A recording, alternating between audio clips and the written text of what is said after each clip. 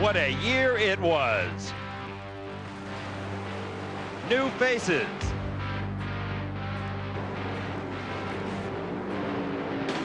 Close races. Plenty of flame.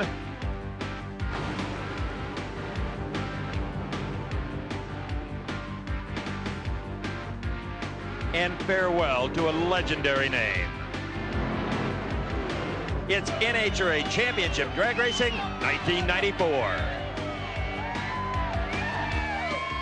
In NHRA Winston Drag Racing, 1994 will always be remembered as the year of the first 6-second pro stock elapsed time. I'm Steve Evans. You agree, Dave McClelland? Well, I think you're right with the 6-second pro stocker, but remember, 1994 also yielded an incredible string of 4-second times by a funny car, John Force. Well, what about Scott Culleton? 9 final rounds, 5 wins, the Winston Championship. That was special.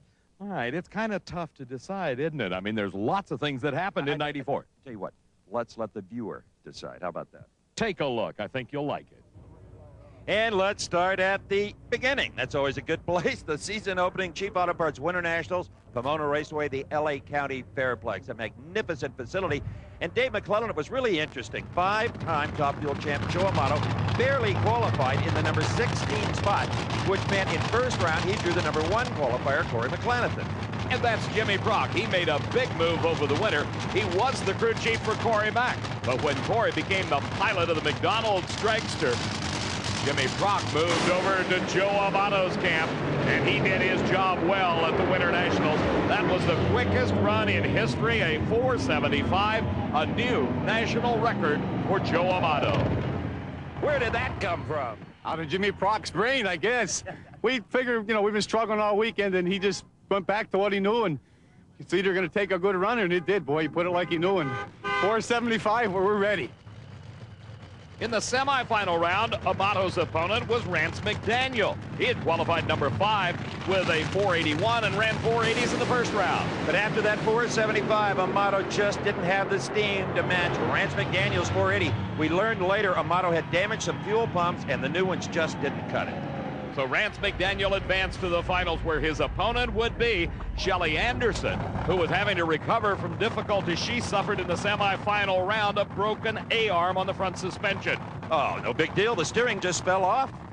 A minor problem when you're going 295 miles an hour. So it was Shelly Anderson against Rance McDaniel.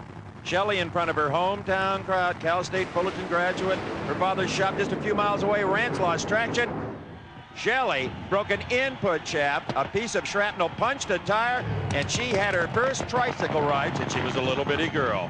Shelly did a great job in handling this car. One, keeping it in her lane, keeping it straight down the center, and getting it stopped with no further damage to the race car, and most particularly, no damage to herself. The safety safari right on the scene to check out Shelly. You're okay? And I think I won. You won. The car's junk, but we won. And you won where you grew up in front of all your friends in a fairly spectacular fashion. Yeah, it was. God, the car's junk. I don't know what happened.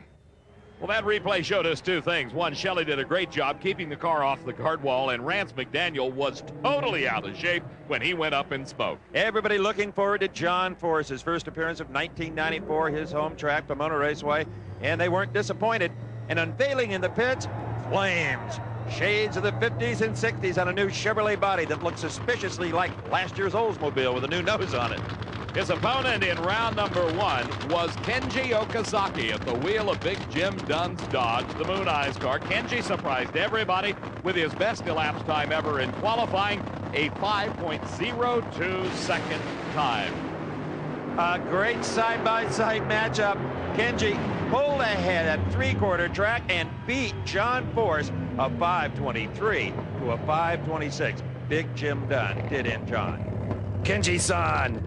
How you doing, Steve-san? It's about time to beat you, John. After the U.S. Nationals, when your car broke and you couldn't race, boy, it felt good, huh? Yeah, I get it back.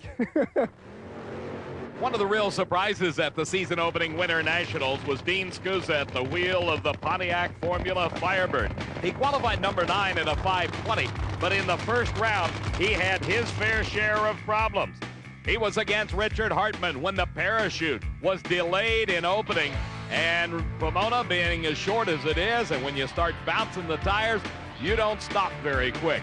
He took the road through the puddle of water, and then as the car straightened out, found himself head-on into a stack of hay bales. The crew repaired the car, put a different body on it. He came back to beat Cruz Pedregon in round number 2, then faced Al Hoffman. Al Hoffman with his new Western Auto sponsorship. He was inspired after seeing John Force go at round number 1. Hoffman had the lane choice. Scusa had to be a tired young guy after the thrash this team went through.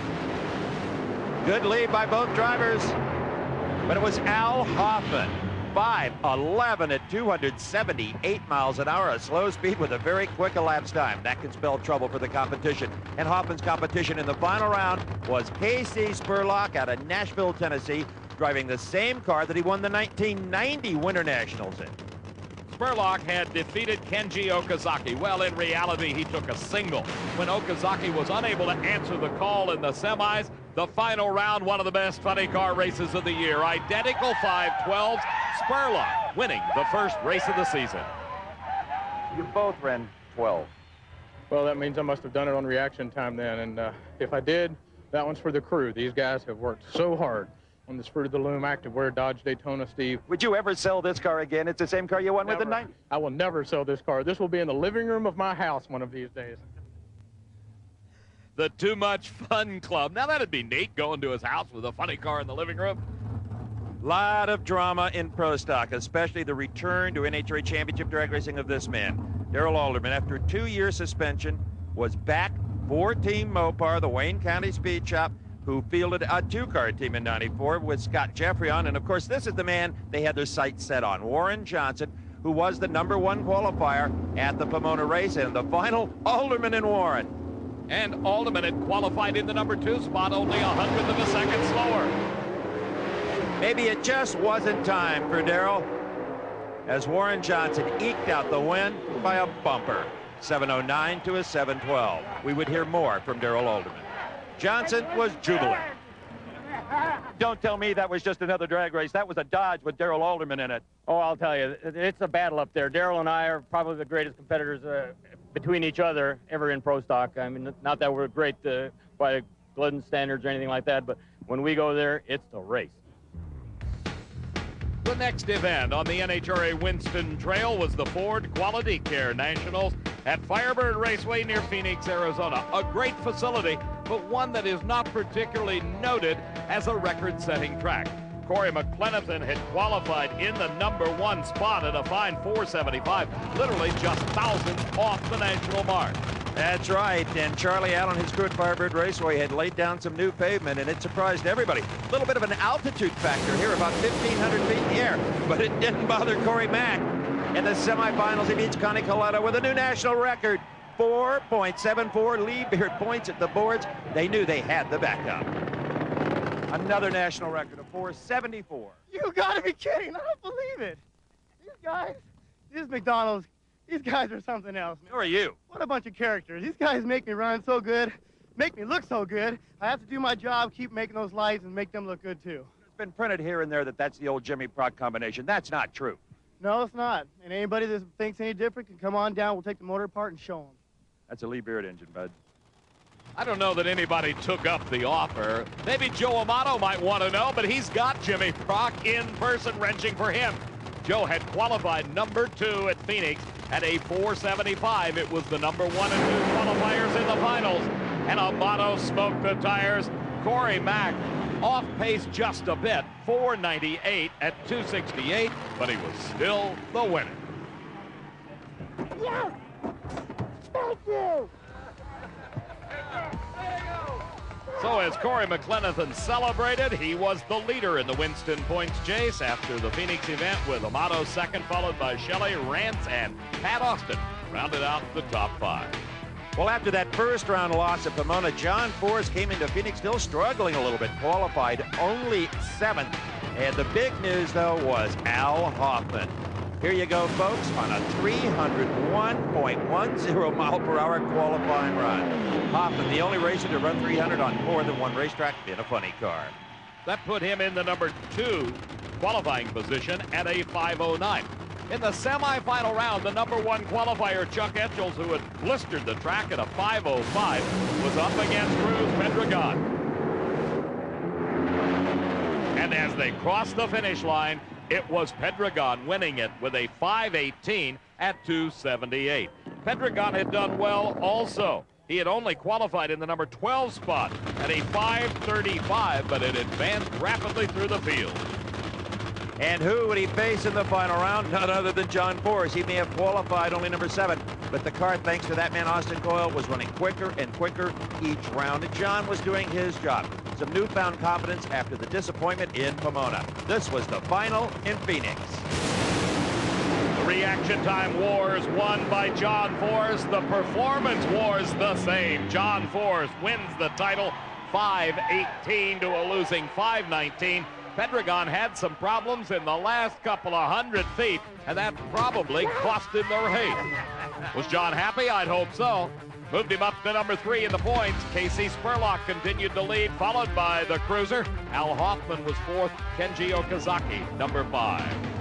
Little did we know that the semifinals in Pro Stock at Phoenix would set the tone for the entire season. It would be Dodge versus Oldsmobile. The Oldsmobile's coming from the same family. The Dodge is coming from the same shop. Kurt Johnson versus Darrell Alderman semifinal round. In qualifying, it was Alderman the leader. Kurt Johnson had been in the number 4 spot. A fine 7:07 by Alderman. In qualifying, was not matched in the semifinal win. He went 7:11 at 193 to a losing 7:16. Meantime, his teammate Scott Jeffreyon was number 2 in qualifying at a 7:08. And in the semifinals, he raced his former boss, Warren Johnson. Jeffreyon, under a lot of pressure with Alderman returning to the team, two-time Winston champion. Would they look up to each other? Would they get along? Could they coexist in the same trailer? The answer would be yes before the season was over. And here the answer was, could Jeffreyon race with Warren Johnson? An affirmative. Jeffreyon wins a 7:13 to a 7:14. 2 Dodges in the final round. The boys from Wayne County, well, it was special to say the least. And this was one of the very first times we had a chance to have dueling in-car cameras. That's Scott Jeffreyon and Darrell Alderman, each carrying one of our cameras. And this, in my mind, is one of the greatest shots in drag racing today. Across Darrell Alderman, looking out the window, you can see Scott Jeffreyon right alongside of him as Darrell pulled the handle. And the win went to Jeffreyon, both running 7:11 at over 194.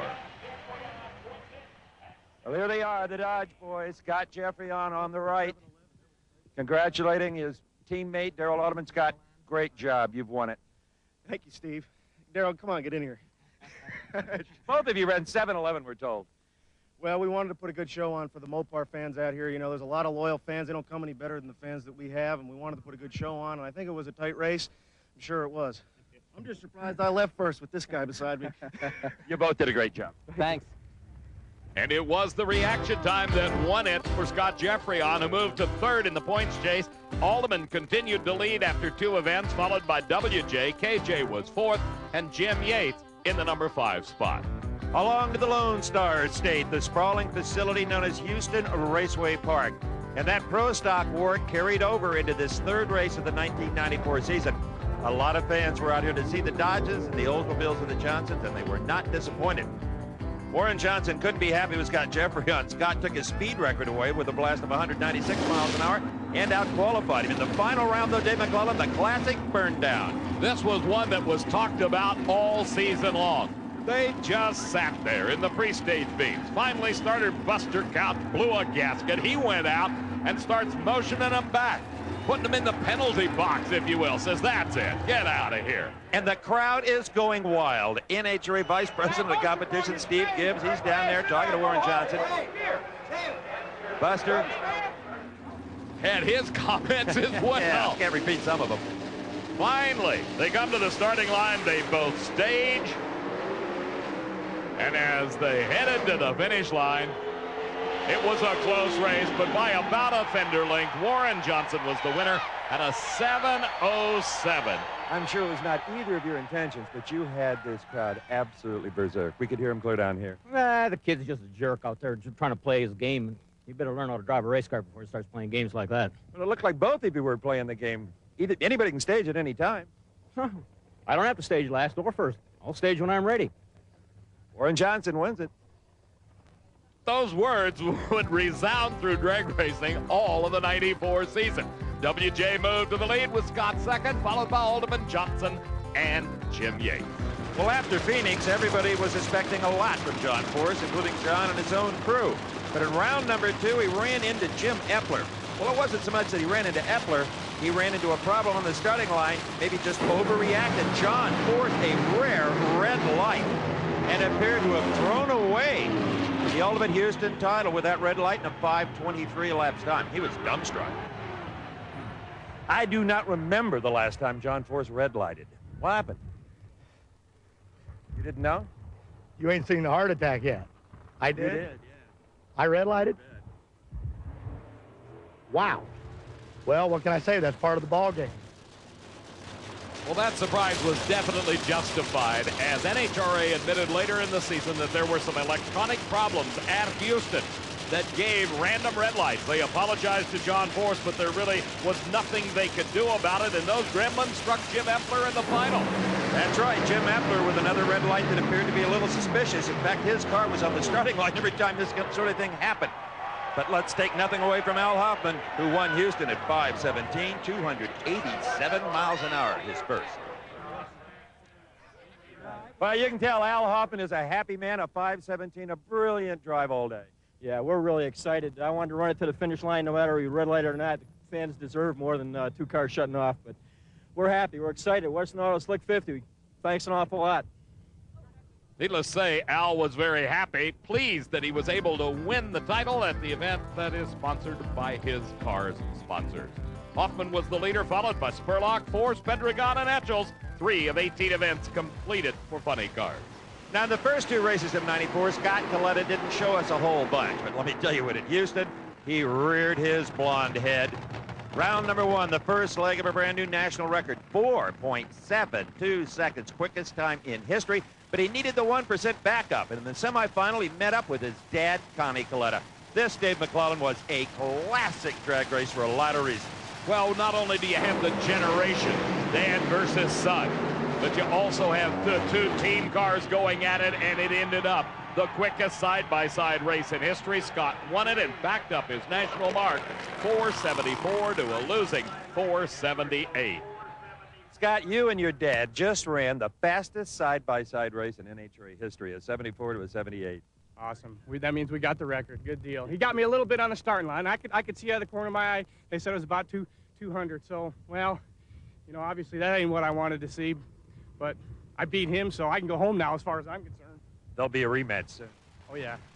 So Scott used his round 1 time to set the national record, and Joe Amato had a spectacular moment in round 1. You bet. This was up against rookie Bob Vandergrift Jr. in the new Fruit of the Loom car, but watch Amato, the right-hand side of your picture, nearest to our camera. You're on board. Kaboom! We've blown a tire. We're on a ride, trying to keep the car off the wall, off the center line.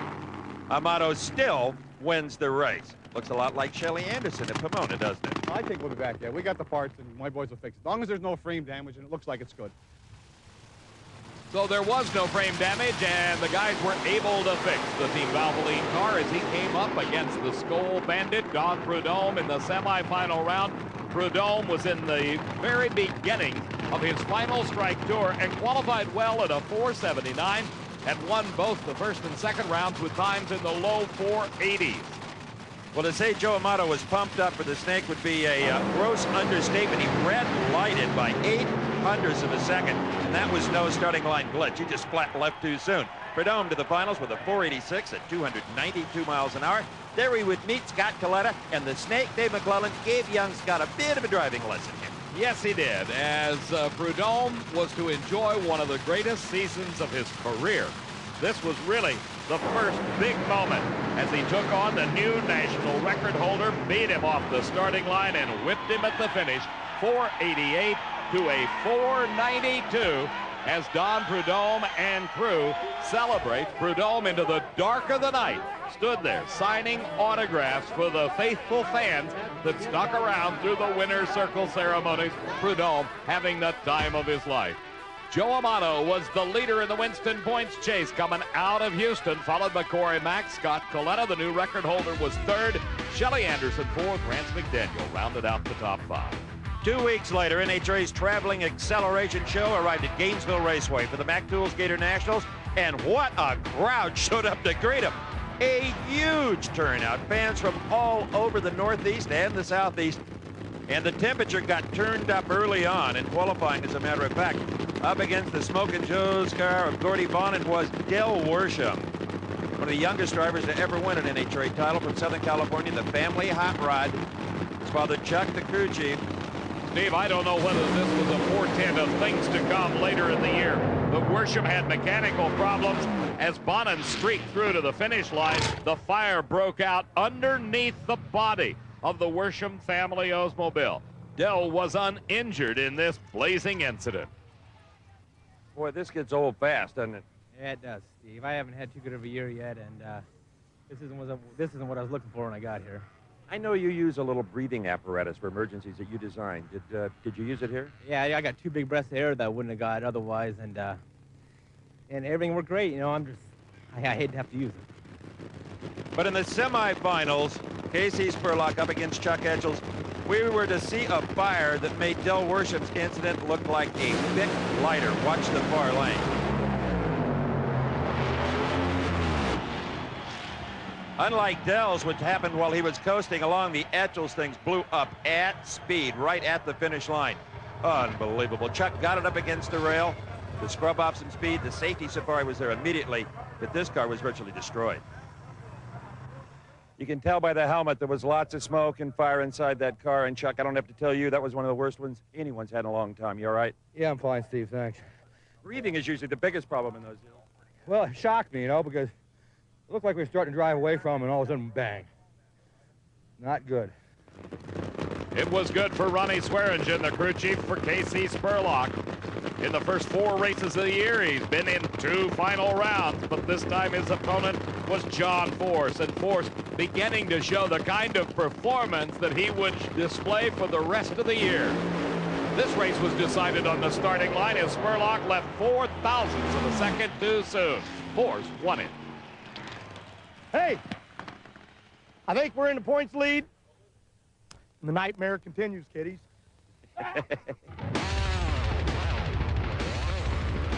John had the points lead after Gainesville with Spurlock second, Hoffman in third, Chuck Etchells fourth, and Cruz Pedregon number 5. Those 5 guys had battled it out all year long. Well, the fires weren't just in the funny car category. The good air at Gainesville, the excellent grip, put a strain on everybody's power plant. Watch Michael Brotherton. We have ignition. Brotherton unhurt in the incident. Now, Bobby Baldwin from California. Another bit of a flamer. Kenny Bernstein was putting in a new engine every single round. This was the 3rd engine he blew up in just qualifying. Oil all over the racetrack. Deep depression for Dale Armstrong. Even Bernstein was trying to cheer him up. Dale, get over it, son. In the semifinals, it was Scott Coletta and Bernstein. Again, David, in eliminations. An engine used every round. Kenny ended up qualifying in the number 9 spot with a 489.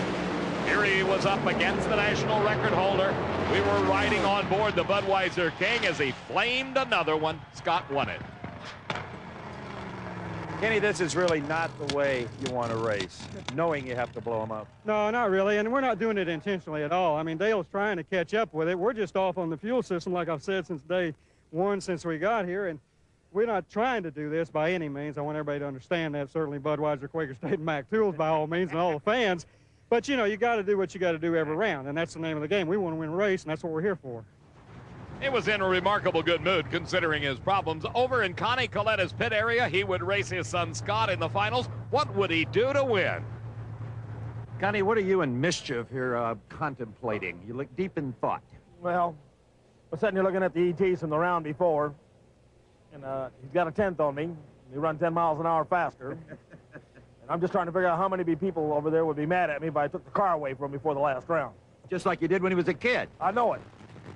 One advantage when you're the wallet of the team, you can just about do anything you want. But at the starting line, father and son once again. You betcha. Age before beauty. Connie off the mark first. Scott was never really even in it. And the old man spanks him with a 4.79. Just make the check out to the bounty hunter. Any bank in Ypsilanti, he'll cash it, right? That's it. That'll work. 4.79. You left first. Sorry, Scott, but you did. Oh, well. It's his turn this time, my turn next time. It was my turn last time. Scott Coletta held on to his points lead, followed by Amato as Dad Connie climbed up to third. Corey McClelland in fourth, and Shelly Anderson rounded out the top 5 in top fuel. When we got into pro stock, we found us a new player in the Final Four. Jim Yates and his Pontiac from the state of Virginia had run very well in '93, never won a race, but was starting to really be a factor. And here he was in the semis up against Warren Johnson. Yates had qualified in the number 4 spot. WJ was the leader in qualifying, and he used that power from the GM Performance Parts Oldsmobile to win this semifinal round race with a 7-12 to a losing 7-15. Well, Wayne County Speed Shop hates it when the two Dodges have to face each other, and it's not the final. This was the Final Four. They just didn't qualify correctly to make it happen.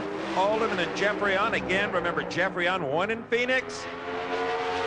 And at this time, the near lane, Darrell Alderman at 7.09 to Jeffrey on 7.13. Alderman showing big speed at 196. Final round, Warren Johnson against another Dodge. This time, Darrell Alderman. He beat Jeffrey on the previous race in the final round. Could he handle Alderman? He handled him easily when Alderman beat himself by leaving the starting line too soon. WJ wins at a 7.13.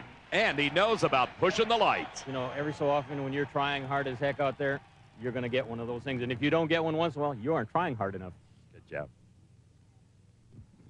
The win in Gainesville extended WJ's lead in the Winston Chase, followed by Alderman and Jeffrey on Kurt Johnson, number 4. Jim Yates remained number 5. Well, Dave, when the racers got to Rockingham for the non-point but cash-rich Winston Select Invitational, they were greeted by a brand-new racetrack. Steve Earwood and Roy Hill, the owners of the racetrack, had spent a whole lot of money, and it paid off with some great numbers, the best this venerable old facility had ever seen. But watch this in qualifying. In the lengthening shadows of a Friday afternoon, Warren Johnson's Oldsmobile is the car to watch. After all that success in Gainesville, Warren had himself a bit of an anxious moment. Let's just watch.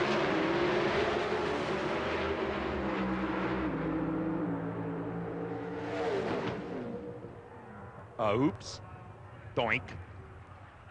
Pardon me. Warren saved it. He wasn't all that upset. Some good things had happened, too. This has been a rather eventful weekend. You run the fastest speed in history at 197. You hit the wall doing it. You're probably going to get 10 grand as a low qualifier, and now there's still a race tomorrow. Yeah, it's been an enjoyable weekend so far. Of course, this wasn't very bad. It was just a little flesh wound on it. On that run, he ran a 7.05, and as Steve said, 197 miles an hour plus, but those pesky Dodges prevailed through eliminations, and in the final round, it was Alderman and Jeffrey on. Again, our dueling onboard cameras. You're riding now with Scott Jeffrey on. There's Darrell Alderman. Alderman just cleaned his clock on the lights and went it with a 7.16 to a quicker 7.13. Scott hates that. Every driver does. That's hard on your ego when you get beat on a hole shot. But they still offered congratulations and condolences at the finish line. Well, here was one qualifying run in funny car that went a lot better than Warren Johnson's in pro stock. Al Hoffman, in the far lane, became $10,000 richer when he got closer to the fours than he had ever been at 5:02, number 1, and the speed that got the boys excited on the starting line, 300.80 miles per hour. Get your wits about you here, boy. 5:02, 300 miles an hour. Yeah, well, I don't know where that all came from, but we've been working on a new combination here. I'm struggling with it. Looks like it's coming around. It was rehabilitation time, not for John Force, but for Chuck Etchell. It was just a few weeks earlier that Etchell burnt the Kendall GT1 Dodge to the ground down in Gainesville. And here at Rockingham, he smoked the tires in a display of power. Force was forced to shut off. Hoffman is out. Cruz is out. Force is out. Life is good, Chuck. Well, I don't know. We obviously didn't run that good. It smoked the tires real hard upstairs. You're still around. Yeah, we're still here, you know, and we'll just try and be here at the end of the day. I mean, it's one round at a time, and I said up there earlier when they were introducing all the drivers, you know, we're here, we love running fourth, we're here to have some fun, and we're having some fun. So am I. Well, that fun continued into the final round where he faced Casey Spurlock. And Etchels may not have been on his game at the starting line, but his crew chief, John McClelland, had the Dodge running very strong as he was able to prevail over Spurlock. Still smoking the tires in the middle, indicating too much power, but it was Etchels winning a 529 to a losing 539. And the top fuel final, Don Prudhomme, Corey Mack. A little bit of a burn down, reminiscent of Houston. The crew tells Corey to stage last, but Prudhomme, he just breaks his will. Corey in, Snake in, Corey too soon, Snake win. 494 at 288 miles an hour. Put the money in Don Prudhomme's sack at the Winston Select Finals. Great win. It may have looked confrontational, but it wasn't. Snake, after that little staging battle, I thought we might have some words down here, all our pro stock, but no. No, it was fine. It was fine. I was just waiting for him to go in, and I set my You were car. wait a long time, Well, though. I wait a little bit, but, you know, that's the way it goes. I want to say hi to my wife, Lynn. I wish she was here. It's great. I guarantee you the Snake's fuel tank was full in Rockingham, as it was at the Fram Southern National. But in the semifinal round of Top Fuel, we saw something so unusual, we want to share it again with you. Tommy Johnson Jr. was up against Connie Coletta. Connie, as you know, beat his son Scott in Gainesville, was on a tear. Tommy Johnson Jr. looking for a piece of him. But watch what happens, and watch quickly. Car doesn't even get to the starting line before, well, all you know what breaks loose. In this case, it was the rear end breaking loose out of Tommy Johnson's car. He probably thought he had blown both rear tires, but that was not the case. Apparently, the tubing just ripped apart, and the car wasn't really loaded as he had smoked the tires. This is the kind of an incident you never will totally explain, Dave McClelland. Fortunately, no one was injured in this as Tommy was able to bring the car to a safe stop. He had some rather interesting observations about the incident. Tommy, you have any idea what happened? No, it left pretty decent. Had the front end up a little bit. Smoked the tires, lifted, and yeah, next thing I know, the car was going sideways. I big kaboom, and I couldn't tell what happened. Our partner Bob Fry was on the starting line for interviews. He didn't have to go far to catch up with Tommy Johnson Jr. Eddie Hill. Now that's a name that we've not heard much of throughout this 1994 season to this point. Hill, the defending Winston champion, fell on hard times at the start of the season and really never shook the jinx that plagued him all year long. It was the final round against Connie Coletta that Eddie Hill had some good performances, but not good enough to win. He even had a hole shot up the starting line, as you can clearly see, but Coletta had the muscle thanks to crew chief Tim Richards on the other end. A 490 defeated Hill's 494. Connie only 293 miles an hour.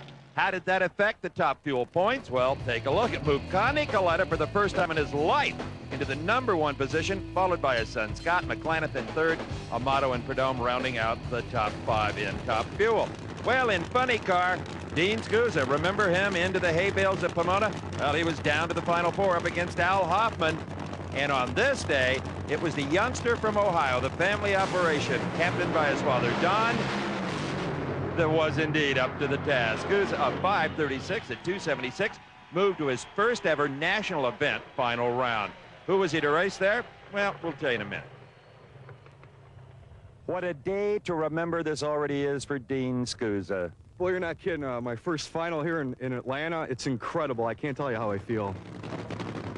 Now I'll tell you, John Force was to be in the final up against Dean Scusa. And I don't think Dean was quite as happy after this run as he was after the semifinals. Watch what happened. Up in smoke went Scusa. To the finish line went Force.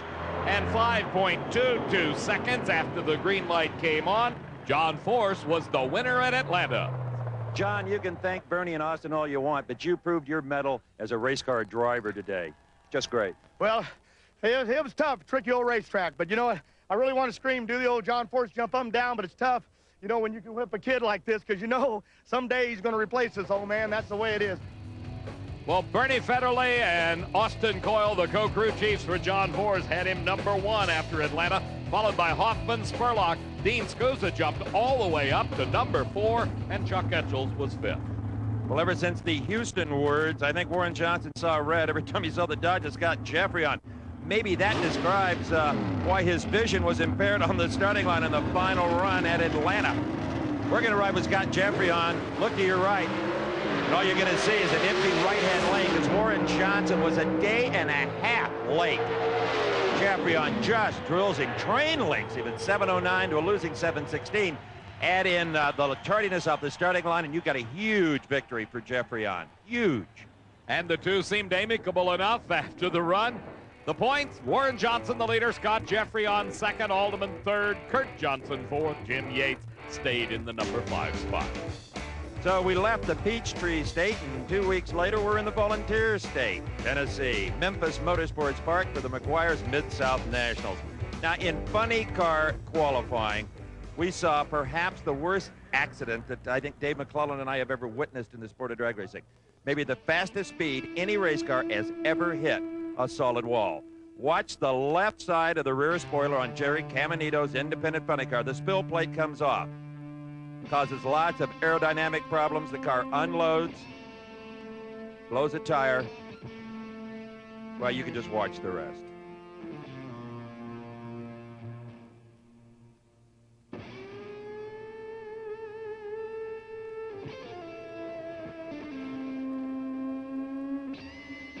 Obviously, after what we saw in Memphis, we feared for the man's life. He was medevaced to the best emergency facility in the entire state of Tennessee. And through the help of God and the good doctors there, Jerry Caminito is well on his way to recuperation. He and his wife Marion hope indeed someday to race again. And as always, the racing community was quick to respond with cash donations for Jerry to help him through the recuperation period. Jerry's a race car driver. That's what he does for a living. If he can't race, he doesn't have any income. Well, we're trying to do all we can. We're trying to raise money for them, and, you know, because they're really going to need it bad. That crash he had out there was the worst one we've ever seen. Al Hoffman, a longtime friend of Jerry Caminito, supporting him in his racing effort throughout the early part of the season. Hoffman had qualified #1 at this event at a fine 5:17, was up against Casey Spurlock in the semifinals, and Hoffman marched on to the win of 5:21 to a losing 5:34.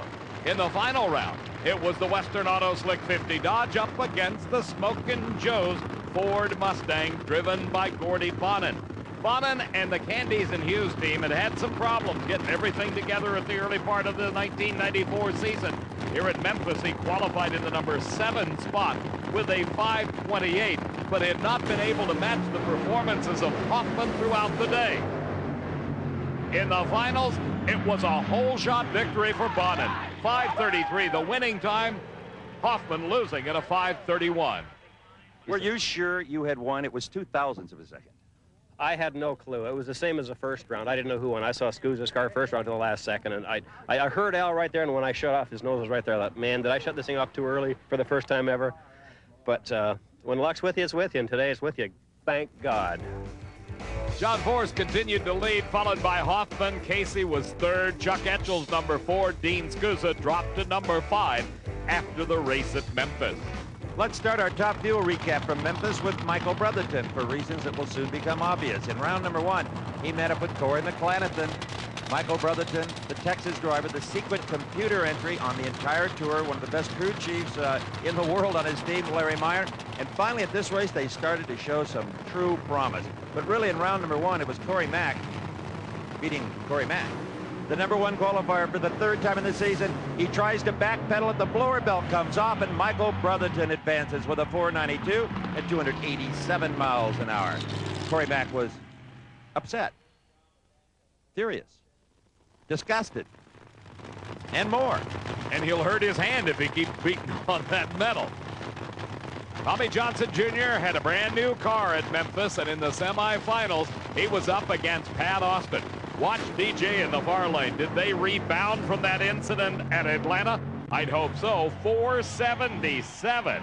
at over 305 miles an hour. And the reaction of TJ, exactly the opposite of Corey Mack. Pure euphoria. 77. Wow. Woo, am I excited. That Settle said a little bit ago, he says, you know, if this thing had quit dropping cylinders, I think it'd run a high 70. Dave Settles, the crew chief, another great Texan. Former driver, wrenching for Tommy Johnson Jr. We had a great onboard camera in this race at Memphis as well.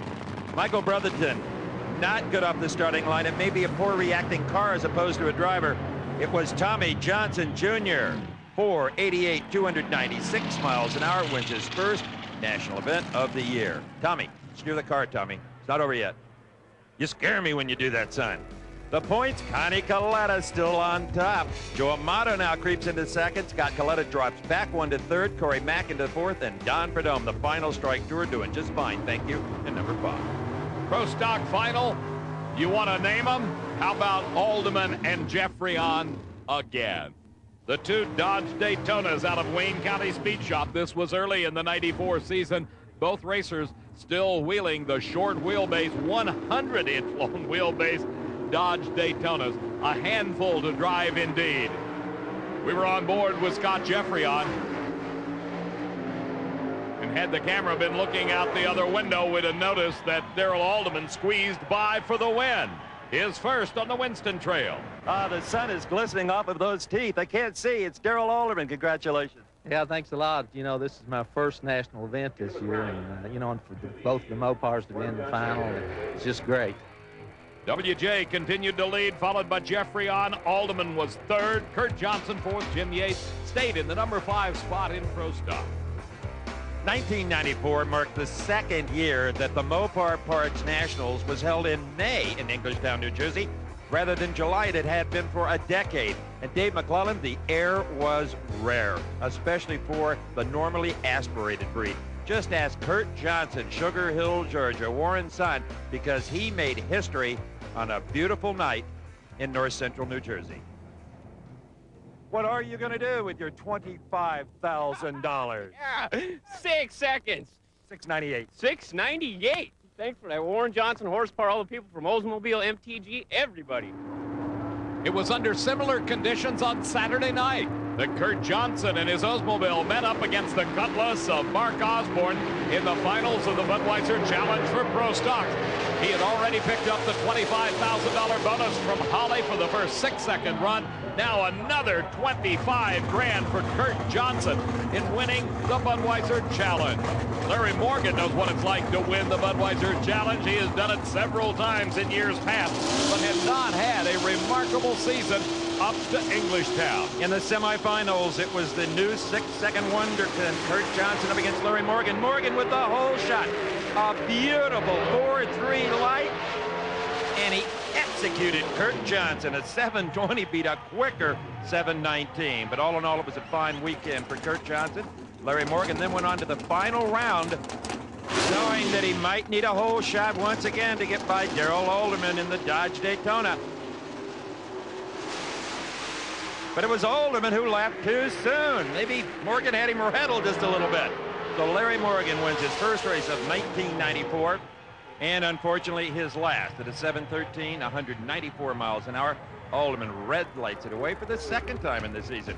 Warren Johnson now on top of the points, but he can hear Scott Jeffrey oncoming, not to mention Darrell Alderman. Kurt Johnson moves into number 4, and Jim Yates, that Pontiac, in the 5th spot. If you were excited about the 6-second pass by a Pro Stocker, look what happened about 25 minutes later in Top Fuel. Michael Brotherton in the same lane blasted out the quickest ET in history, 469 at over 302. Outstanding. He kind of did it all right here. He leans down, he goes, we turned the timers up a little bit because it looks like everybody's blowing through the clutch, and I'll be damned when it came in, away it went. And as this tape goes to press, that is still the quickest run in drag racing history. It was Brotherton to meet up with Dom the Snake Prudhomme in the semifinals at Englishtown. The Snake had his win at Houston, a non-points win at Rockingham. Brotherton knew what he was up against.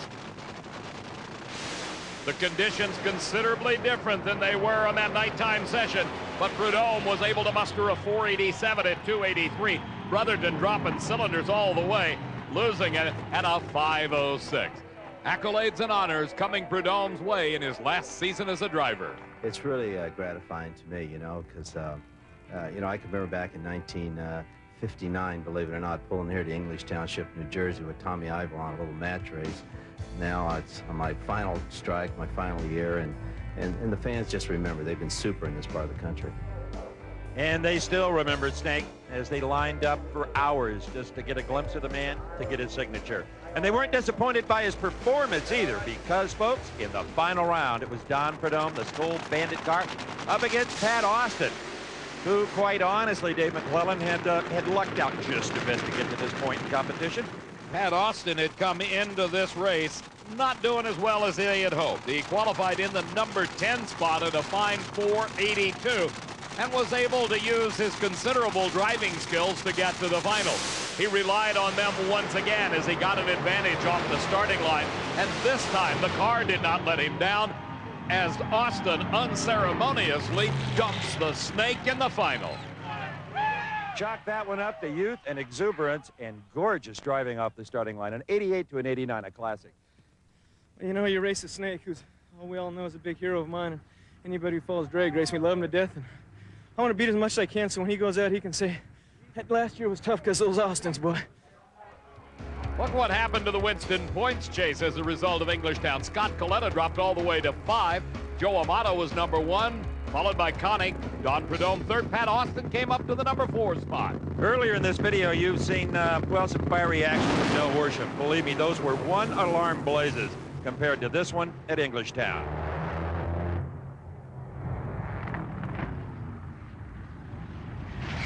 They just don't get a lot worse than this. No idea where he is. Makes contact with the opposite wall. The safety safari, as always, on the scene, but really concerned here. The man trapped in that car. Remember, he's got that own homemade little air device in there, and it may have done a lot to save him. The car, there'll be no saving that. And Dell this time did suffer some burns. Very minor ones to his face and his hands. Some burn grafts, and about 6 weeks later, he was back in competition. In the semifinal round of racing, the in-and-out Penhall car, driven by Mark Oswald, was up against Al Hoffman. Hoffman consistent throughout the entire season, and then the number 2 qualifier at a 5:06. But here it was all Mark Oswald, 5:15 at 291. Hoffman lost his chance at taking over the points lead with that semifinal round loss. Oh, but did we love the final.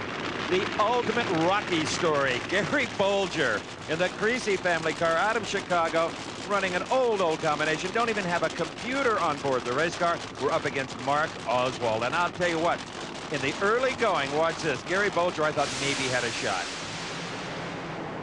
Bolger was out even with him. Suddenly the car gave up, and Oswald was to win at Englishtown at 5:16, 286.16 miles per hour. Mark Oswald here in New Jersey, you are the funny car champion, and you did it with style and performance. Yeah, if you have to win a race, Steve, or if you get to win a race, I should say, that's the way to do it. I mean, when you can run like we did this weekend, you can't ask for anything more. That win in Englishtown turned out to be the only victory of the season for Mark Oswald. Fourth, Hoffman, Spurlock, Epler, and Pendragon. That's the top 5 after Englishtown in the Winston chase. Well, the great traction and rare air at Englishtown didn't come to pass at Columbus, Ohio, and the Oldsmobile Spring Nationals, and crew chiefs and drivers even had to make some adjustments. The summertime heat was upon us. Alan Hoffman guided Al Hoffman into the beams in the semifinals up against Chuck Etchels. I wondered at the time if Etchels wasn't still trying to come back from that awful fire in Gainesville. Hoffman had a good chance here at Columbus to maybe take the points lead from John Forrest, who had been dropping out earlier in previous races. And here he just stomps Etchels with a 5:30 at 283. Coming down through here, it was running a little better than it normally does, and I didn't want to go to that last turnoff down there where you guys were, because I got no brakes on this thing, so I was just lucky to stop it. Let's fix the brakes and hope John Forrest doesn't run better than a 5:30. I got a better idea. Why didn't they just rent it out as the newest thrill ride, driving a funny car with no brakes? John Forrest, the reigning Winston champ, was against the surprising Gordy Bonin in the semifinals. Forrest knew that both Etchels and particularly Hoffman were chomping at his heels, and he red-lit against Bonin, who absolutely blazed the tires in the middle of the racetrack, but he won it John, there's no gentle way to say this. You gave away not only that round race, but the points lead. Yeah, my guys, they definitely did their job this week, and I dropped the ball. The final round was Gordy Bonin with the only Mustang-bodied funny car in competition against Al Hoffman and his Dodge. Gordy Bonin, one of the best funny car drivers, in my opinion, the sport has ever known. Hoffman loses control, pitches it sideways. Bonin wins it at 5:23. Wow, Columbus 2 years in a row. This is wonderful, Steve. This is great. This one's for Mr. Candies and T. Wayne. They put together this team, the Smokin' Joe's team. And you know how hard these guys have worked all year? This race was for them. It paid off for Bonin. He's the winner. Hoffman the leader. Fourth, Spurlock, Etchels, and Pedregon. That's the top 5 in funny car. In Top Fuel semifinals, we saw a rematch of the Houston final as Dick LaHaye checked over Scott Coletta's car. They were to again meet Don Prudhomme. Prudhomme beat him in Houston. They wanted him here in Columbus. Snake had the better reaction time, but Coletta had so much power, no way. 493 beat a 499. Scott Coletta to the finals. Would he again meet his father when he got there? Tim Richards certainly hoped so. The Rentsburg Connie Coletta. Jimmy Prock on the Joe Amato band. He was out to stop that all-family affair. As the two cars stayed, Amato and Coletta, two veterans of Top Fuel racing. This time, though, it was the Old Forge, Pennsylvania driver coming out on top with a subpar 503. Both had trouble getting them to fire on 8 cylinders. But in the final round, it was go for broke here. Scott Coletta in the far lane, Joe Amato in the near lane.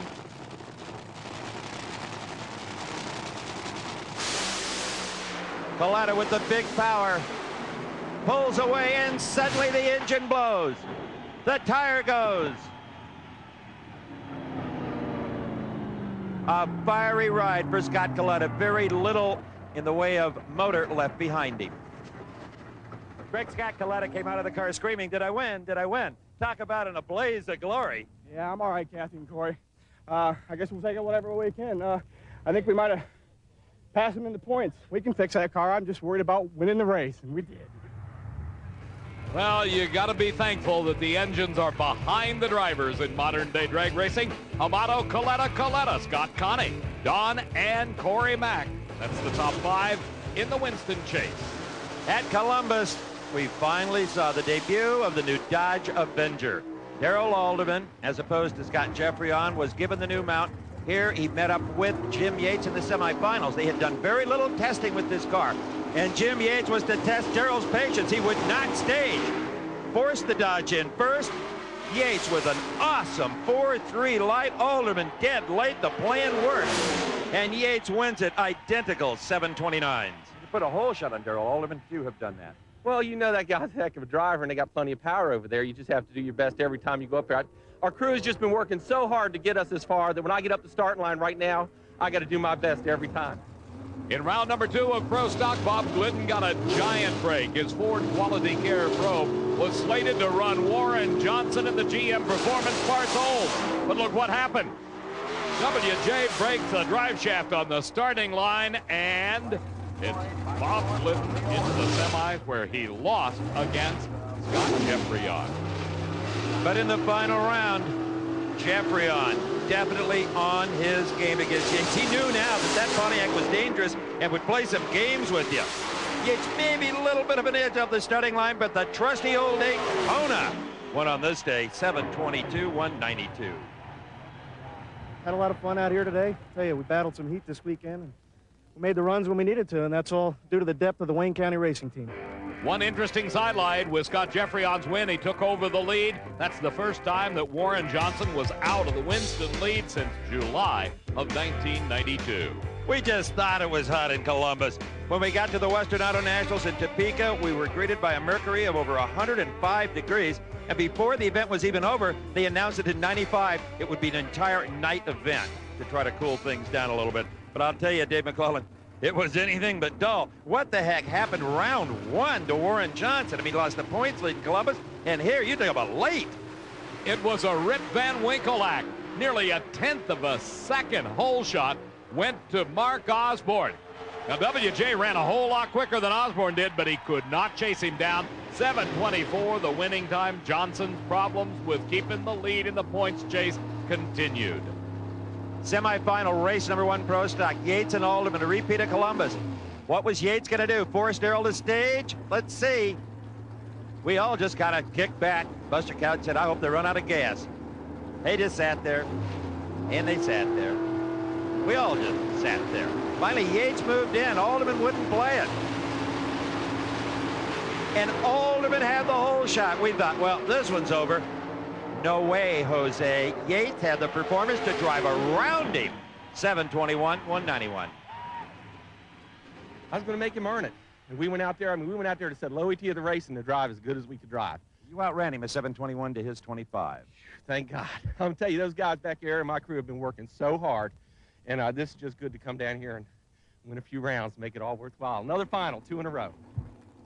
Well, if Dad was just a bit late, son Kurt got up before the roosters crowed here in Topeka as he left the big red light showing in his semifinal round race against Scott Jeffreyon. The race was over on the starting line. Jeffreyon ran a 7:18, and that gave him lane choice in the finals, where his opponent would be the nemesis of the Dodge, Jim Yates. And don't you think Darrell Alderman had a little message from Scott when he left the trailer for the staging lanes? Punish this guy for me. Yates again was off the mark first. Would it be enough? Jeffreyon, a 7:15 put away Yates' 7:21. And the Pro Stock points look like this. Scott from Huntington Beach, California on top. His teammate number 2, Johnson, and Yates. What about Top Fuel? How about the Snake and the Colettas getting together one more time? It was Scott Coletta against Prudhomme. Prudhomme had qualified number 1 at a fine 482, and here wasted a 486. The red light showing on the starting line. Scott, with a bit of smoke out of the engine, advanced into round number 3, the semifinal. But let's look back to round 1 for very good reason. The car in the near lane, Stevie Foster, a rookie from Texas. Look at the whole shot he strapped on Eddie Hill. And it would pay off as Foster moved through the field, 489 to a 483, embarrassing Eddie Hill. Unfortunate but true. So who did we find in the final round? How about this unheralded team, volunteer crew? Donnie Couch pitching in as a crew chief. Some of the friends of the late Jimmy Nix helping as well. But as Butch Cassidy once observed, who are those guys? Well, Stevie Foster found in the other lane Scott Coletta. He knew who that guy was. And Scott made a further impression. He left first, he got there first at 482, almost 300 miles an hour. And that propelled Scott Coletta into the points lead. He was second in 93 at the end of the season. Now he was on top of the heap, followed by Amato, his own father, Don Prudhomme, and Corey McClelland, hanging on to that number 5 spot. In the semifinal round of Funny Car at Topeka 1, it was John Force coming from his number 1 qualifying position to take on the Winston points leader, Al Hoffman. This would play a pivotal role in the Winston chase as the season wore on. Hoffman had qualified number 4, but Force had definitely been the class of the field, recording an elapsed time as quick as a 5:02 in the previous round when he beat Dean Scusa. And here Hoffman was no match as he had mechanical problems, Force running a fine 5:12.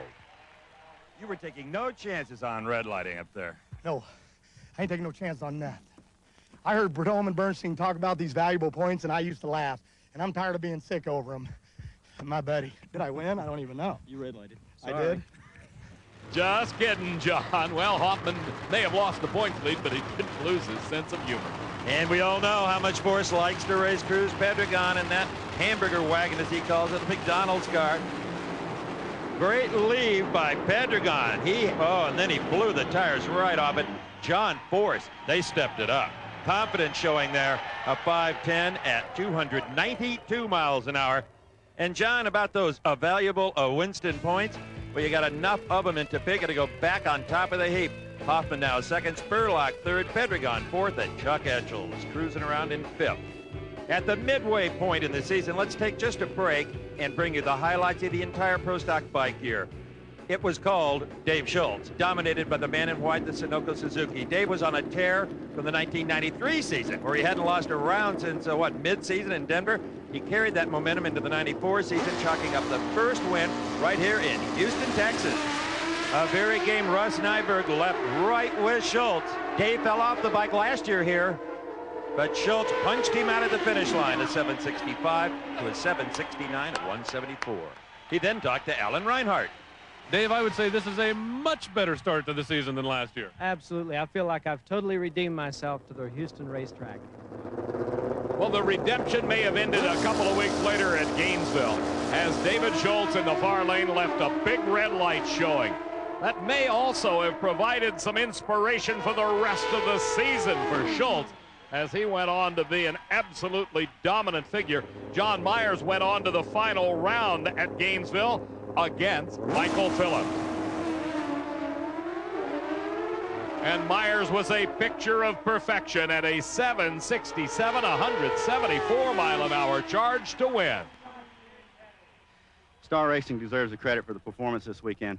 You know, you just told me we win a 67 in the final there, and we could have stepped up, but George made a decision to just keep it the same, don't get too aggressive, just win the race. Points are more important than trying to set a record right now. As the tour got to Brainerd, the rest of the field decided to collectively up the ante to take out Schultz, who had 5 of 6 national event wins with half the season behind him. The Milk Fund, they called it, was a bounty put up by 15 other qualifiers at the race and would be given to the rider that took out Schultz. Unless he was yet undefeated in 3 races, then he'd get his own bounty. And for the milkman, the money was in milk containers. Not only did Dave Schultz come into Reading with a Brainerd and U.S. Nationals win, he set a new low elapsed time record in round number 1 over Tony Girardi. Get this, 7.53 seconds. And that time also won him some big bonus dollars from the Slick 50 World Record Club. Dave worked his way through the second and semifinal rounds to meet John Myers for the title. And David Schultz owned the racetrack at Reading this day, 7:55 at 173 miles an hour, and a sizable chunk of change came Dave Schultz's way as a result of picking up the milk money. But wonder of wonders, the final race of Pomona, Dave Schultz was not in the final. He had red-lighted the round before for the second time in the year. Dave won 9 of 11, but on this night, it was an all-star field. John Myers up against Jim Bernard. The 2 teammates, Myers won it at 7:62. He was the only other rider besides Dave Schultz to win a national event on 2 wheels in 1994. An amazing, and what a tribute to, the power of milk.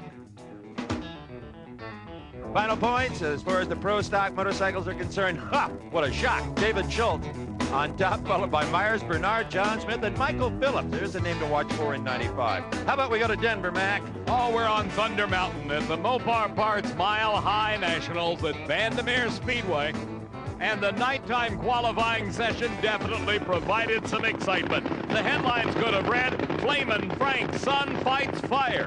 That's right, Cruz Pedregon, the son of the late Frank Pedregon, better known as Flamin' Frank, in his early racing days, suffered his first taste of a funny car fire, and it was a big one indeed. The McDonald's Oldsmobile exploding, and Pedregon fought it to a stop in the uphill shutdown area, spun it out to let the safety safari crew play catch up. He climbed from the car and was okay. I don't think the car's damaged really bad, and our guys are back there working on it, trying to get the thing back together so we can go racing again. That's the important thing to me right now, is getting back in the race. We're okay. Just keep going.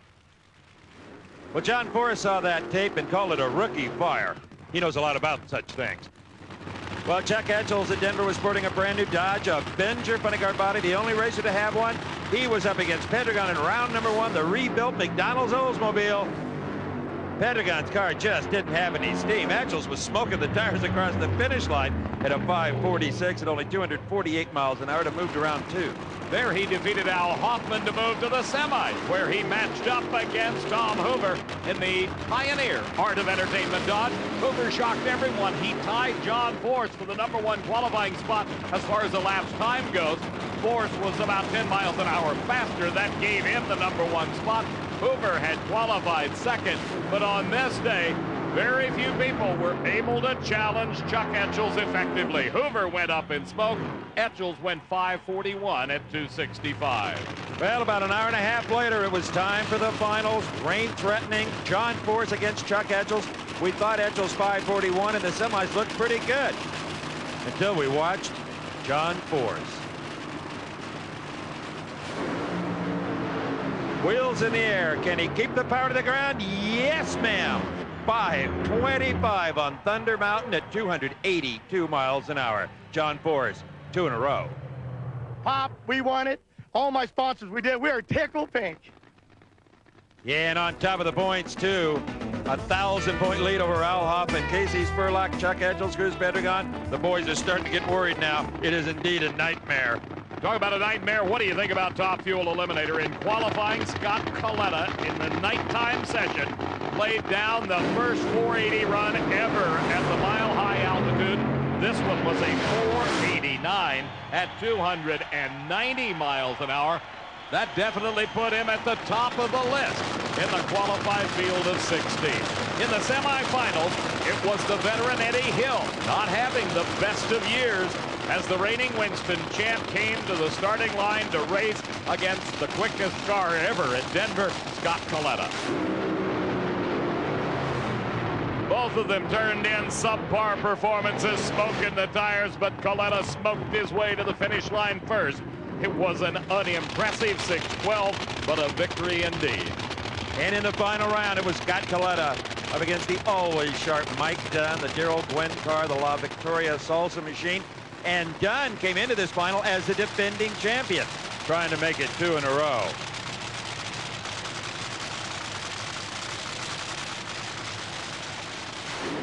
Great start, both on their game. But Coletta stretches it out, melts some aluminum, but they really don't care. What a weekend. You get a boatload of points. You got to punish your old man. That's the hat trick. Wow. Oh, I tell you, you know, beating him's fun, but he doesn't mind it, I don't think, you know. If we bring the one home at the end of the year, it'll be all right with him. 3 in a row for Scott Coletta. Number 2 in points now is Joe Amato, followed by Connie, Don Prudhomme, and Corey Mack. Not a lot of movement at Denver there. There was a lot of movement in the Wayne County speed shop pit area, though. Motor problems had been plaguing both of the Dodges throughout the entire weekend. That was an engine change that took place in Darrell Alderman's car. Scott Jeffreyon came to the starting line in the semifinal round of competition, and Jeffreyon has problems right in the start of the burnout. The difficulties turned out to be a broken distributor shaft. Mark Osborne went on to take a single and advance to his first final round ever in Winston Championship drag racing competition. Now, Mac, you might think the guy'd be nervous. I'll tell you, this Osborne, he is so cool, so relaxed, slow-talking Southern gentleman, much like Darrell Alderman. He drives a lot like him, too. Both drivers were very late off the starting line, but the Dodge performance prevailed for Alderman as the Wayne County team wins another one. You had total confidence even though you made an engine change? Oh, I'll tell you, I didn't have confidence. I had confidence in the car and all, but I didn't think I had the thing won or anything like that until the wind light come on. Nice little move in the points on your partner who's in the booth with Mac. Yeah, you know, every round's 200 points, and I'll take it. Get excited, will you? Ah, that famous smile. Scott Jeffreyon still held the lead after 10 of 18 events. Alderman was second, followed by WJ. Jim Yates moved up to 4th, and Kurt Johnson dropped to number 5. On to the parched hills of Sonoma, California, the wine country. Just 7 days after Denver, they were at it again at this 3-race Western Swing. And who on earth would you predict to find in the Pro Stock final round? After their motor problems at Denver, the Dodge boys, Alderman and Jeffreyon. Maybe in the altitude they were trying some kind of a weird combination that didn't want to cooperate, but here everything went just fine for them as they moved into the starting line. A huge crowd here in the beautiful area of Northern California. Remember now, these guys are 1 and 2 in the points going into Sonoma. This could be absolutely critical. And that's the way they qualified here with Alderman number 1 and Jeffreyon number 2. The advantage off the starting line significant. Scott Jeffreyon had a big hole shot, but could not make it pay off. 7:04, the winning time for Darrell Alderman. From the pole to the podium, but you almost let that one get away, bud. Yes, I did. You know, it looked like Scott got out on me there, and old Shamu come back on him in high gear there. You know, it was a good run. I don't know what kind of ET I run that time. It rattled just a little bit. 7:04. 7:04 is the same as we ran before. Well, I better thank my sponsors, Team Mopar, and I'd like to dedicate this race to a good friend of mine that's got cancer back home, Jim Jackson. This one's for you, Jim. Well said, Scott. That was a great shot off the starting line. When you're racing Darrell Alderman, you got to give it your best shot, or you ain't got a chance out here, trust me.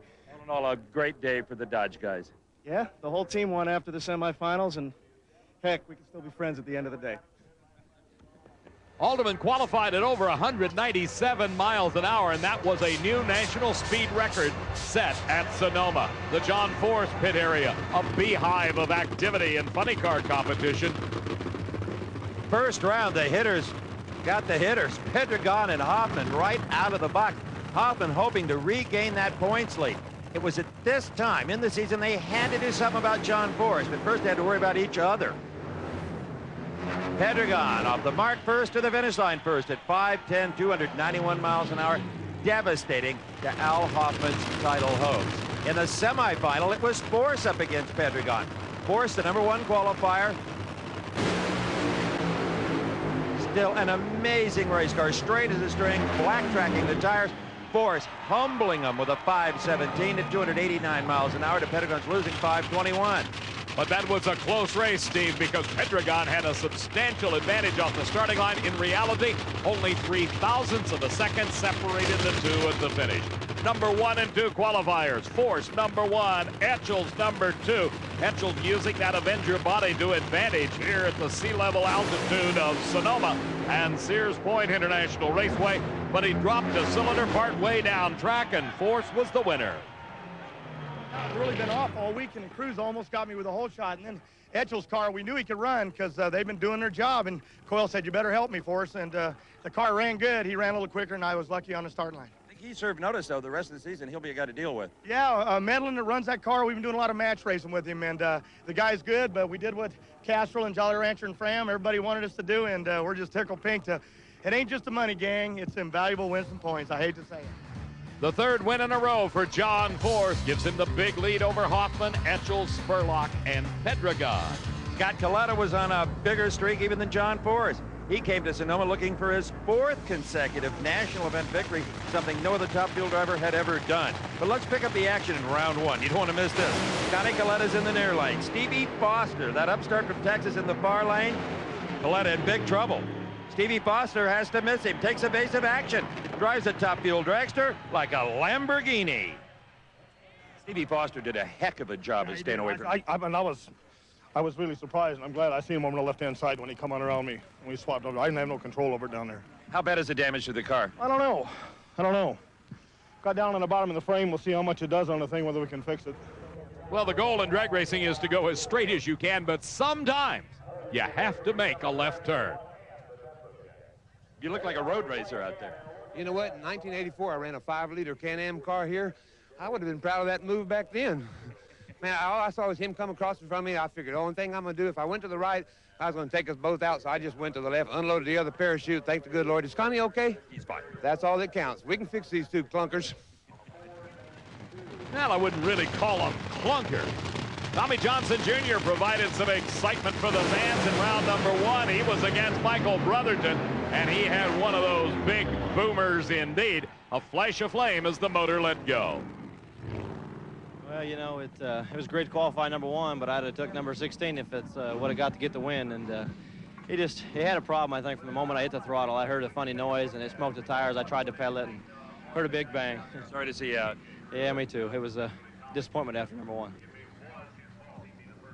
So Tommy Johnson Jr., who had hoped to ride that great 478 from his top spot, out in round 1, but Kenny Bernstein, resurging in the middle of the year, made his first final round appearance of the 1994 season, but he had the misfortune of racing the hottest top fuel guy in the history of the sport, Scott Coletta. Bernstein's car was erratic all year long. smoking the tires one run, run low ET the next round. They just didn't know what to do with it. Like it had a gremlin in it. Coletta won this one, though. 480. 80 flat? Yeah. Dicko stepped her up. I knew Kenny's been pretty consistent. He's been pretty decent on the lights, and I knew I had to go for it, and Dick knew he had to go for it. And, hey, we'd have come out of here either 1760 ahead or 1960 ahead, so we almost couldn't lose in a way. And they didn't lose, and they gained those valuable Winston points as everybody headed 1 week later to the Northwest Nationals up at Seattle International Raceway. Again, good air on a great racetrack, and Dick LaHaye, the crew chief for Scott Coletta, had him tuned up for the race with Kenny Bernstein in round number 2 of Top Fuel competition. This is one sensational drag race. Scott Coletta, 100th off the mark. Bernstein right there. Woo, 485 wins to a losing 486.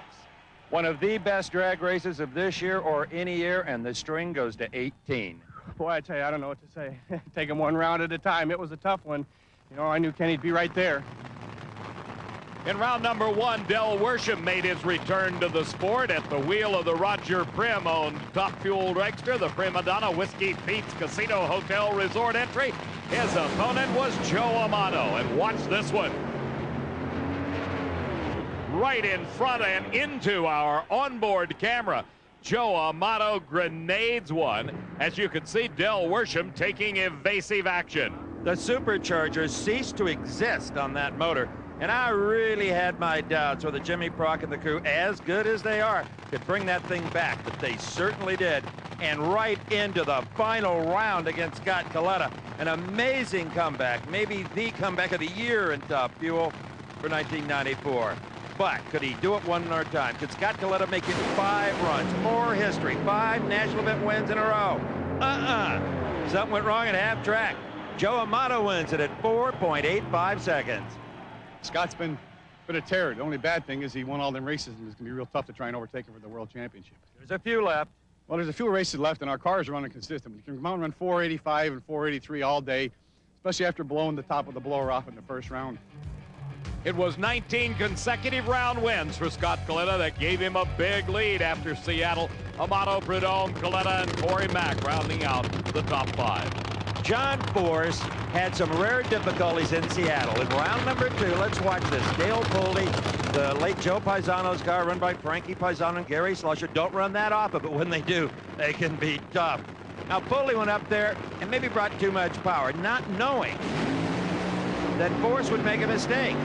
He's not even sure what happened, but the car laid down horribly. 574, 180 miles an hour. They had him on the mat, and they let him up. Big mistake. Final round, John Force in Seattle versus Al Hoffman. Hoffman, by this point, well, he just hates John Force on the racetrack. Not off but on it. He just cannot get by him. And once again, Force, he makes it 4 races in a row at 5:03, 291 miles an hour. Well, as hot as they may battle it out on the racetrack, the two can still have fun in the shutdown area. Force, Hoffman, Etchels, Pedregon, Spurlock. That's the top 5 in funny car after Seattle. In pro stock, well, it was pretty weird. Butch Abbott from Parrish, Florida, a guy you haven't heard much about in professional drag racing, was up against Scott Jeffreyon in round number 1. And later at the end of the season, we might look back at this very round and say that's where Scott Jeffreyon lost the Winston Championship. Abbott had a 4.4 light, Jeffreyon a 5.0. Abbott had a 7.17 a lap time, Jeffreyon a 16, but he lost it. And that really hurt Scott to go out in round 1. But in round 2, here's a race they'll talk about for years. Jim Yates in the Pontiac, far lane, had no chance against Darrell Alderman. Huge performance edge. So he thought, well, I'll just sit there and I'll sit there and I'll just let Darrell cook for a while. Well, Buster Couch right now said, I'm going to red light Yates, but Yates somehow by a nanosecond snuck in. Alderman got caught with his RPMs down. Yates was gone. 7.16 beat a 7.05. You believe that? You just saw it. You could not have timed that any better and gotten away with it. Is that what happened up there? Well, I tell you, I knew it was going to be close going in there. And, you know, Darrell's got such an advantage on us right now, and I was just trying to get ready and go in and just be really uptight and ready to go. And, boy, it was close. This is the switch that controls the Christmas tree. This is the man that controls the switch. Tell me about the race, Alderman and Yates. You tried to red light him. Yes, he was too late getting in. He took his time, and in my opinion, he's supposed to have red lighted. I threw the switch, and the stage light wasn't on, but some way something happened. But in my mind, I red lighted him. I was supposed to. Yeah, I tricked you, Buster. Oh, maybe he did, but he better be on his toes. Timing is everything. Well, that's cutting it just a little bit close indeed. But Jim Yates advanced to the next round. Here is Steve Schmidt, the pilot of the Dynagear Rosemobile Cutlass. Steve Schmidt and his partner Dale Ike have developed an engine building service out of Indianapolis that leases, rents, sells, anything to get those motors out. And by the end of the season, they had a lot of guys running their engines. Sometimes 9 and 10 qualified cars were with the Schmidt and Ike engine. Here's the reason why. They run good. 7:17 at 192. That win over Warren Johnson advanced Steve Schmidt, who outdrove WJ in round number 2 to the finals against Yates. So what do you have in the finals? 2 hole shot artists.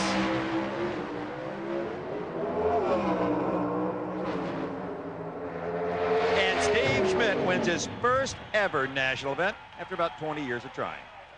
Your great driving was a big factor. Thank you. We've worked real hard on it the last 3 weeks. Lane choice didn't hurt either. He was fighting that other lane. Where'd he go? Who cares? Good point. Thank you. Scott Jeffrey cared about going out first round. It narrowed the gap between he and Alderman, followed by Warren Johnson, Jim Yates, and Kurt Johnson.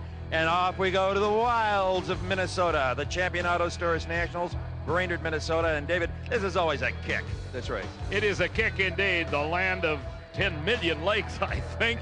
And you think you've seen all of it. You feel that you can't watch Yates and Alderman again. Well, get a grip, because here they are once again on the starting line.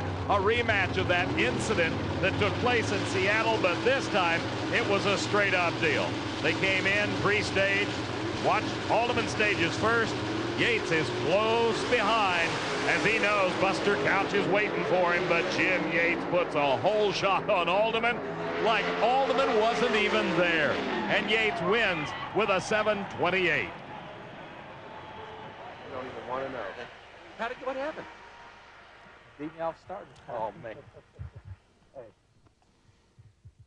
You did it again. Oh, I don't think I did it again. What was it like up there? 17 to a 28. How'd that happen? You're good. I thought it was good and fair up there. I mean, I don't know. I wasn't watching. Nobody's complaining. Fair last time. So the number 2 driver in points, the Dodge driven by Alderman, is in the trailer. Also, round number 1, Larry Morgan far lane. The other Dodge, the points leader, Scott Jeffrey on near lane. Morgan last to stage. Gorgeous light by Morgan. Awful light by Jeffrey on. And Morgan upsets Jeffrey on. And let me tell you, Mike Sullivan and David Hutchins of the Wayne County Speed Shop marched both those drivers back in the woods and had a long talk. Our final round was Jim Yates and Osborne. And what a show these two put on.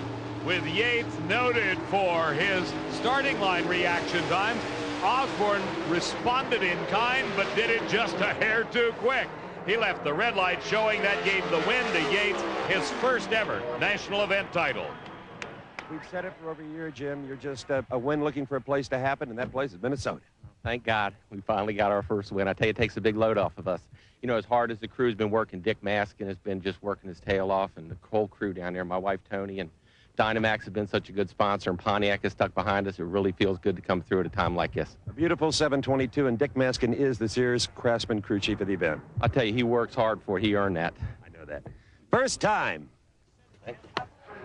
The pleasure of winning your first. Darrell Alderman and Scott Jeffrey didn't advance in the Winston points chase. Everybody else kind of caught up to them. Johnson, Yates, and Johnson. That's the standings after Brainerd. Funny car, Gary Densham. The hobby racer from Bellflower, California. An industrial arts teacher, does all his own work. He can't afford to have it done. Has been racing as long as I have been around Southern California competition, and that's a long time. He was up against Richard Hartman, the Motorola car of Johnny West, in the semifinal round. Densham needs the money. And Densham gets it, advances to his first ever final. How many years to get to this point, this final round? Oh, I got 25 years in NHRA racing, and we'll be proud to race anybody that's up there. I guarantee we'll give it our best shot. You dropped a cylinder that time. Might have run pretty good. Yeah, I think it's gonna. You know, the guys are tweaking on it. It's looking good. Richard, Ed, Army, everybody's just working their tail off. Richard Bays, the crew chief for Gary Dencham. Had quite a challenge in the final. Austin Coyle, Bernie Federley, John Forth. The nightmare was in the opposite lane. And while he may have hopped up Dencham, it didn't do much good. Force was on one of those unbeatable strings in the middle part of the season, winning yet another one. 5:13 at 2:91. John Force taking the title at Brainerd.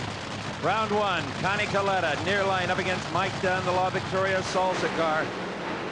But it was Coletta who had the fire this time. Salsa out of the motor. So Connie Coletta crispied up the headers and the tires a little bit. I don't think he was ever even aware he was on fire. Here is the other Coletta, Scott. He knew he was on fire, especially when the tire let go up against Corey McClelland. We know you have engines. The biggest question is, what about the car? Can you fix that? Oh, yeah, we can fix it. We will. We'll be back. You've been through this once or twice before. You handle it like an expert. I don't like to, but I guess I get in a little practice. Got Coletta, 200-mile-an-hour artillery convention, but he didn't make it to the final round up against Don the Snake Prudhomme. Prudhomme wanting to take a win into Indianapolis. That always gives you confidence at the U.S. Nationals. Whoa, and Prudhomme was out on Coletta. And a 4.79 won it for the Snake. 48th national event win, and I don't think you're done yet. I don't think so, man. I tell you, Indy's coming up. I just want to prove to these cats that I can still drive after when I retire. I just want them to know I can still get it done. I don't think anybody had a doubt about Don Prudhomme. As we came to Indianapolis, it was the 40th anniversary of the granddaddy of them all, the biggest drag race of all time, the U.S. Nationals. And there were lots of activities. There was a parade of street rods representative of the years gone by. It was Art Chrisman and the fabled Hustler car that won the Bakersfield Smokers event back in 1959. I had the pleasure of interviewing the chairman of the board, Wally Parks, in the pre-race activities, but to the racing action, the Snake was there. Oh, the Snake was there on a dreary day. The race didn't get underway till 3 o'clock in the afternoon. This was round number 2. Bernstein and Prudhomme with the fans. This was a pick'em. Snake liked the stage last. He did. Together. And Prudhomme breaks an input shaft. Kenny Bernstein wins it with a huge speed, 307 miles an hour. And that sent Don the Snake Prudhomme on a farewell tow in front of the crowd at IRP. Needless to say, he got a standing ovation and maybe a tear in his eye. The U.S. Nationals marked a real valiant attempt by Eddie Hill. He made the final round, not without some cost of parts and pieces. They had to change engines. But for Hill, this could be a season saver if he could just defeat Connie Coletta in the final. That's right, I said Connie Coletta. Collectively, the oldest upfield final in drag racing history. A total of 114 years between these two drivers. Connie, the younger, at 56. Eddie had qualified #1 with a 4.76, but in the final round, he was just a hair late. And Connie outran him as well, winning his first national. Conrad, is this fun or what?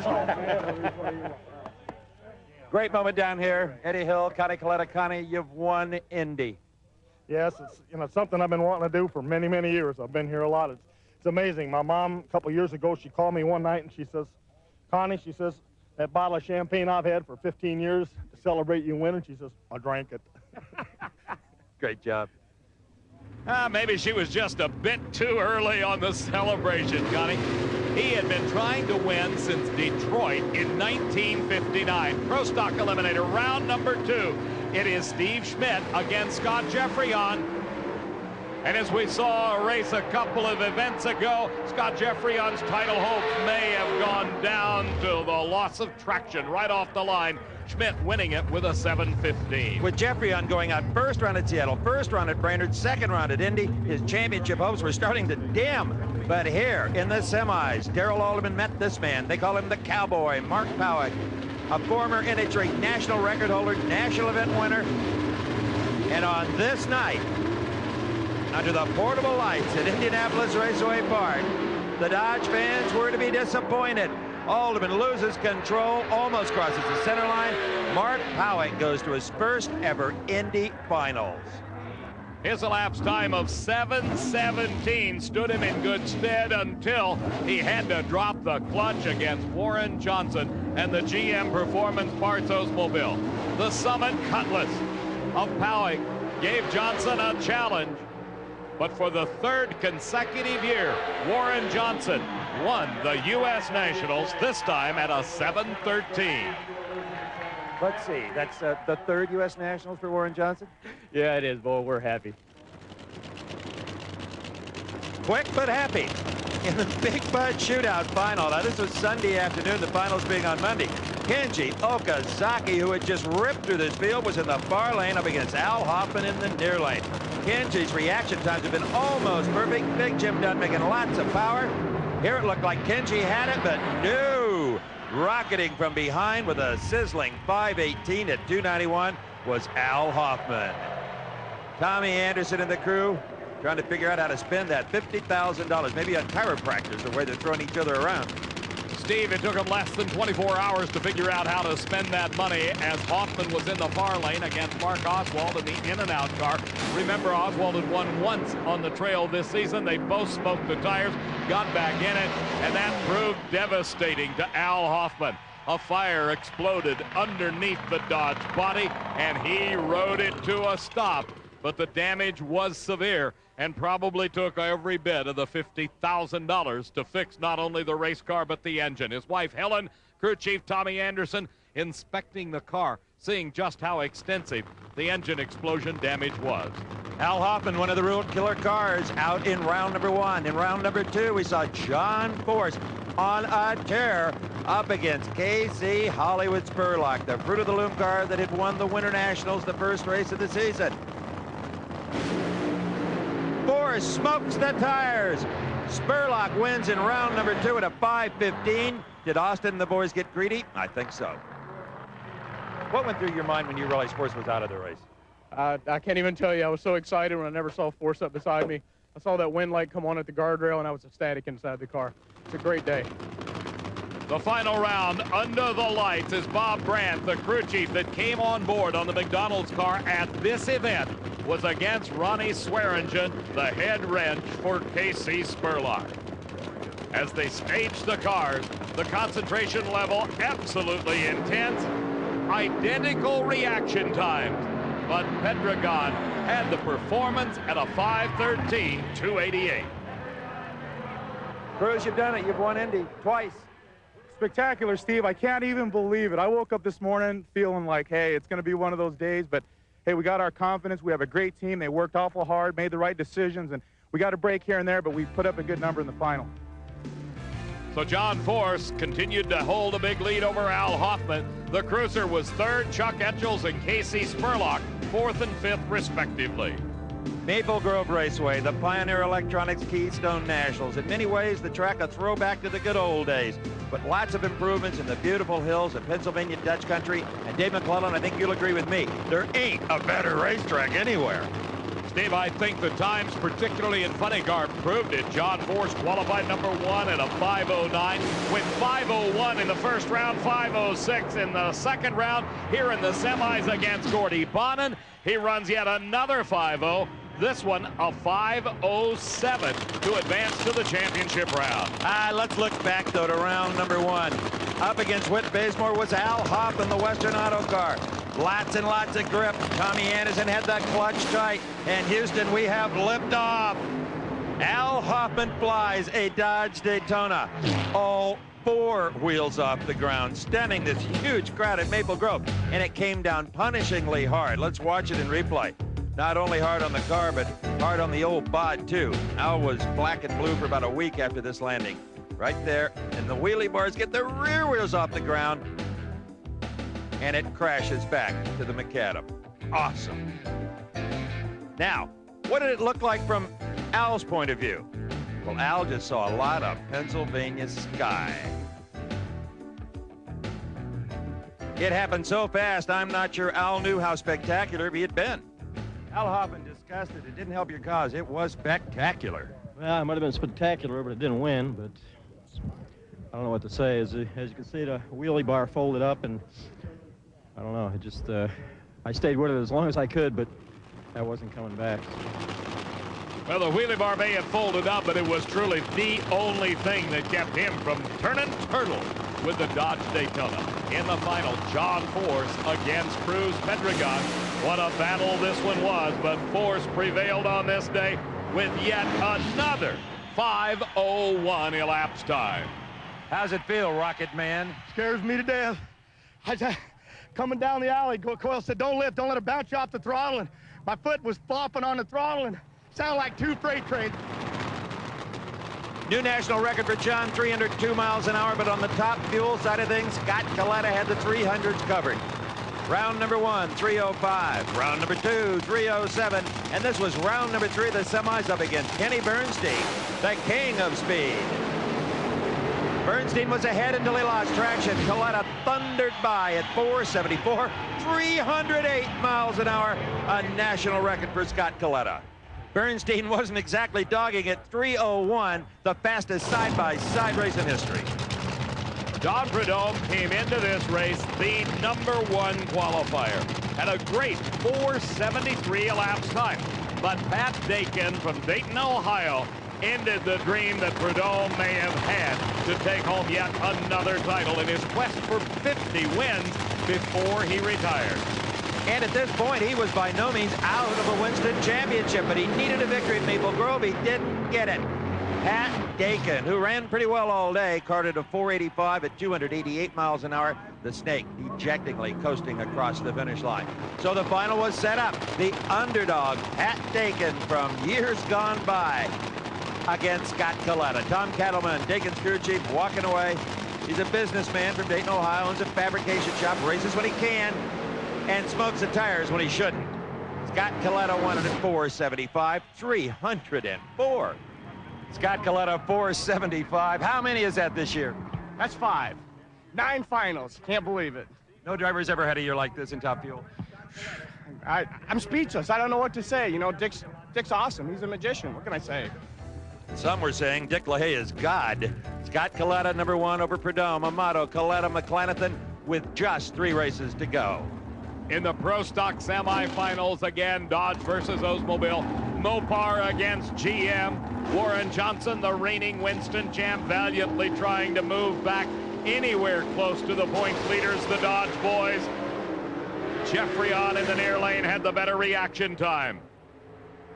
Jeffrey on now at the wheel of the Avenger felt the sting of the Cutlass. You won't say it, I will. This team is back. Well, it's not back 100%, but it's a lot closer than it was in the past. We got rid of one of the NHRA house cars, got 1 more to go. Well, a bit of a slam on the Dodge boys there, but when you're winning, you can take those shots and kind of get away with it. Wait a minute, Oldsmobile is the official car of NHRA. I don't know where he comes up with that, but this was the final. Warren Johnson against Darrell Alderman. Slight, tiny advantage. Alderman yanking the handles. Did he win it? He didn't even know. Yes, he did. What a beauty. 7:02 to a 7:05. Both at 195. Woo. Warren Johnson and Darrell Alderman, a great final for both of you. 7:02 did it. Yeah, you know, like I said, I was dreading him because he'd run quicker. We put new tires on just to run him, and the air was a little better, and both of us run quicker. And it's always a good race when Warren and I run each other. You saw one of the rare sights of your lifetime, Warren Johnson laughing after losing a race. Darrell Alderman had the lead. Scott Jeffrey on was second. All right, back to Topeka. Only this time for the Sears Craftsman Nationals. Cloudy weather, cool weather, record-setting kind of weather, Dave McClelland. Definitely different than it was earlier in the year. There's the Dodge boys perusing a qualifying chart as we moved into the second round of competition. Scott Jeffrey on was against one of the Johnsons, this one, Kurt Johnson. As they neared the finish line, the win going to the Dodge at a 7:19 to a losing 7:21. Jeffrey on moved on to the finals where he would race Darrell Alderman. He really needed Alderman to go out earlier than this even. If Jeffrey on beat Alderman, that'd be good. He'd pick up 200 points on him. But with the races diminishing, only 2 more after Topeka, he needed Alderman out earlier. That wasn't the case. But right here, at least Geoffrion controlled his own destiny as he beat Alderman. 7-14 to Alderman's quicker leaving, but slower 7-19. Steve, can we race here every week? Last time I won here. And man, it's been a big dry spell, but my guys are stuck with this Dodge Avenger. We struggled with it for a little bit, as we did with Darrell's in the very beginning, but we're having a lot of fun with it now, and believe me, mentally, it feels great right now.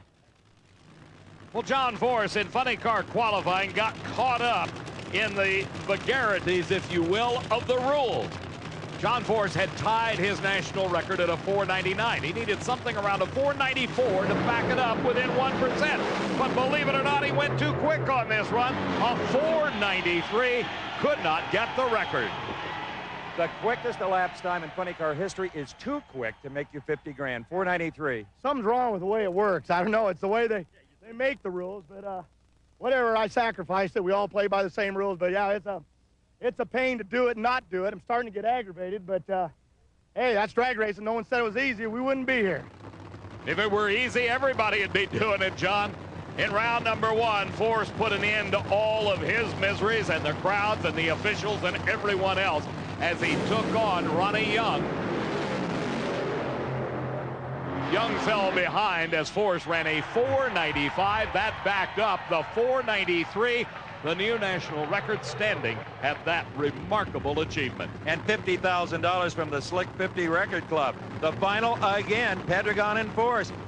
John watched Pedregon win his U.S. Nationals. He wanted him at Topeka.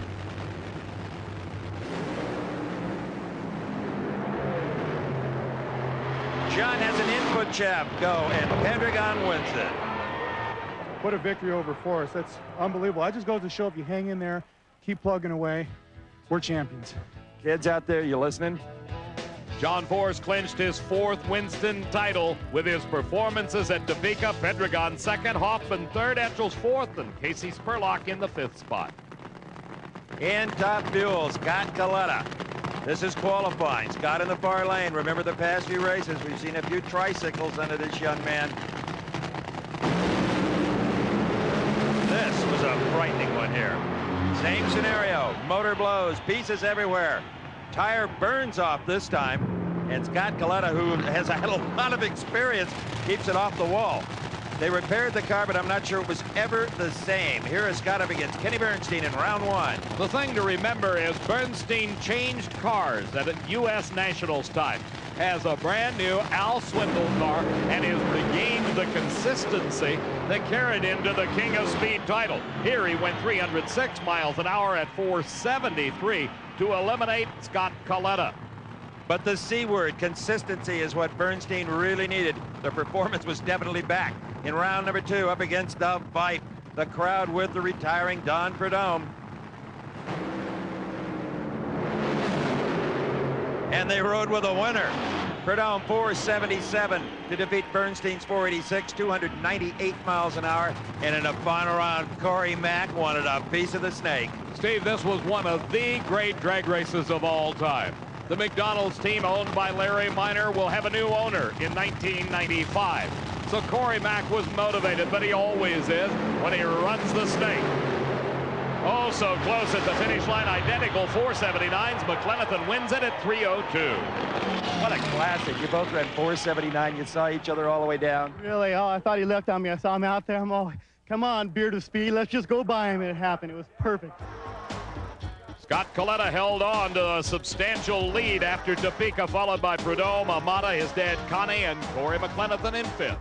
When we got to the Chief Nationals in Dallas, Texas 2 weeks later, Scott Coletta had to win 2 rounds to clinch the Winston Championship. Didn't matter what happened to Don Prudhomme. Well, both of those drivers struggled in front of a massive crowd in qualifying.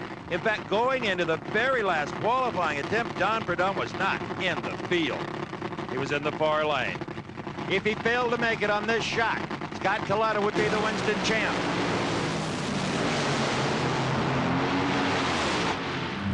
Snake makes it safely. The spot at 482. But fortunate Dave McClelland in top fuel qualifying was Michigan's Jack Ostrander in the near lane. Steve, Jackie O's problems set in big time at the finish line. Both rear tires letting go. He slammed into the left-hand guardrail, then crossed over to the opposite side of the racetrack and just brushed the right-hand guardrail, the car sliding to a stop. Jack Ostrander down here asking what happened. We really don't know what happened. Maybe the wing. Well, it looks like the wing came down.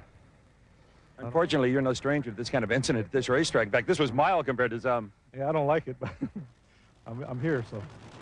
The finals of Top Fuel. Don Prudhomme, the veteran, against the kid, Corey McClelland, and another kid, Scott Coletta, clinched his Winston crown. He advanced through 2 rounds of racing, and he, in fact, was defeated in the semifinals by Corey Mack. But those 2 first and second round victories were enough to propel Scott Coletta to his first national title. Don Prudhomme got a measure of revenge, a 477 victory. Yeah, that was bitching. I loved it. I wish my wife was here. And what a victory ride. Snake got perched on top of the winning motor, high-fiving, signing autographs, loving his last visit to the Texas Motorplex. And Dave, as you well know, this is a tricky racetrack. It's all concrete. If you get out of the groove, especially with a short wheelbase funny car, almost anything can happen. And something weird happened in round number 2 as John Force squared off with Al Hoffman. Force built up an early lead. Hoffman was laid out of the starting line. Then Force had problems, and Hoffman crossed the center line, disqualified. Plenty exciting. I mean, like, that's kind of what it's all about. She left. She had dead holes. She wasn't moving. Put her wood. I almost thought about got to step off, but I didn't see old Hoffman. And next thing I know, she just shut off, and he went by me just throwing orange everywhere. It was bitching. And he crossed the center line. Yeah. Yeah, well, that'll teach you. And you win. It's all destiny, and we'll take it. Right, Castro? Well, if you win by the sword, John Force found out the hard way, you can die by the sword. He was against Cruz Pedregon in the semifinals. And almost exactly the same thing happened, Dave. There is so much traction here that it tends to carry the front end even down the racetrack. You have no steering, and kablump, you run over the timing equipment, and NHRA throws you out. Pedregon to the finals. John, when you make a withdrawal from the center line bank, as you did in the previous round, now you have to make a deposit, I guess. Pretty exciting, though. Stuff was a-flying. Once again, Cruz Pedregon in the finals, this time his opponent for the second time in his career and the second time in the 1994 season was Gary Bolger at the wheel of the Dale Creasy Pontiac. 2 runners up, if that's what happens. That's a winning season for Bolger. Pedregon all over the racetrack. Bolger fought the good fight. Pedregon wins Dallas. Cruz Pedregon, crew chief Bob Brandt, great job, 2 in a row. Yeah, that's 2 in a row, and, you know, final round, the last 4 times. It's great. We're getting a break here. Force is running awful good, but we're creeping up on him. Bob Brandt says, hey, got to learn how to run those before you can run in the 4s, and we're doing it. We're excited. It was in pro stock that the fans were treated to some excitement as well. Darrell Alderman and Scott Jeffreyon again side by side at the starting line. Jeffreyon was in a must-win situation. He had to win this round to keep his championship hopes alive. Darrell Alderman dropped the clutch and the car never moved. Scott Jeffreyon advanced to the finals. He ran 7:09 and 194 on the single. And it was yet another distributor problem, a sheared drive pin that put Darrell Alderman, the Dodge, on the sidelines. And how ironic in the final that Warren Johnson, if he beat Scott Jeffreyon, could give the Pro Stock title to Darrell Alderman. He doesn't want either one of them to have it, but that was the scenario. Great lead by Jeffreyon. Dodge in the near lane. A great victory by Jeffreyon. A 7:08 defeated a quicker 7:06. It was just my day today. I was just lucky, and my crew was great as always, and this is for my Uncle Paul. Congratulations, Uncle Paul. Scott's uncle ill with cancer as Jeffreyon trying to claw his way back into the lead in the Pro Stock points chase. Only 1 race remained, and that was the Winston Select Finals at the Fairplex in Pomona. And it was very simple, the mathematics on the Pro Stock Winston Championship. Darrell Alderman, regardless of what Jeffreyon did, had to win 2 rounds. Even if Alderman went out round 1 or round 2, Scott Jeffreyon had to win the Winston Select Finals to win the title. Here it was, all on the line, round 2, Alderman versus Kurt Johnson. Darrell Alderman and his Dodge. Kurt Johnson and the Oldsmobile Cutlass, as they had battled all season long, came down to the final race of the year. And Kurt Johnson had problems, was forced to shut off. Darrell Alderman won the round and won the Winston Championship with that 7:08 elapsed time. Maybe now you can get a good night's sleep and quit worrying about this thing. Yeah, I know it's been a tough weekend. Of course, I don't know if it's mathematically over with yet or not, but... They're saying it is. Well, I'll take it. I'd say he'd take it. And once again, Alderman and Jeffrey met in the finals under the lights. Daylight saving time went out at Pomona, and it got dark real quick, Steve. Interesting, though, even if Alderman should win this race, Scott Jeffrey would still have won more races during the year. Remember those early round losses? Seattle and Brainerd, they killed Jeffrey on. And in Pomona, Alderman put the dagger to his heart. 7:09. Without going into the details, all the turmoil in your life, this has to be as special as the first two. I tell you, that McDonald's award, those people that voted for me, they'll never realize how much that means to me. And then winning the championship and winning the race here, it's just a dream come true. So Darrell Alderman, the Winston champ for the third time in his career. Scott Jeffrey finished second, Warren Johnson third, then Jim Yates and Kurt Johnson, the top 5 in the Winston championship chase.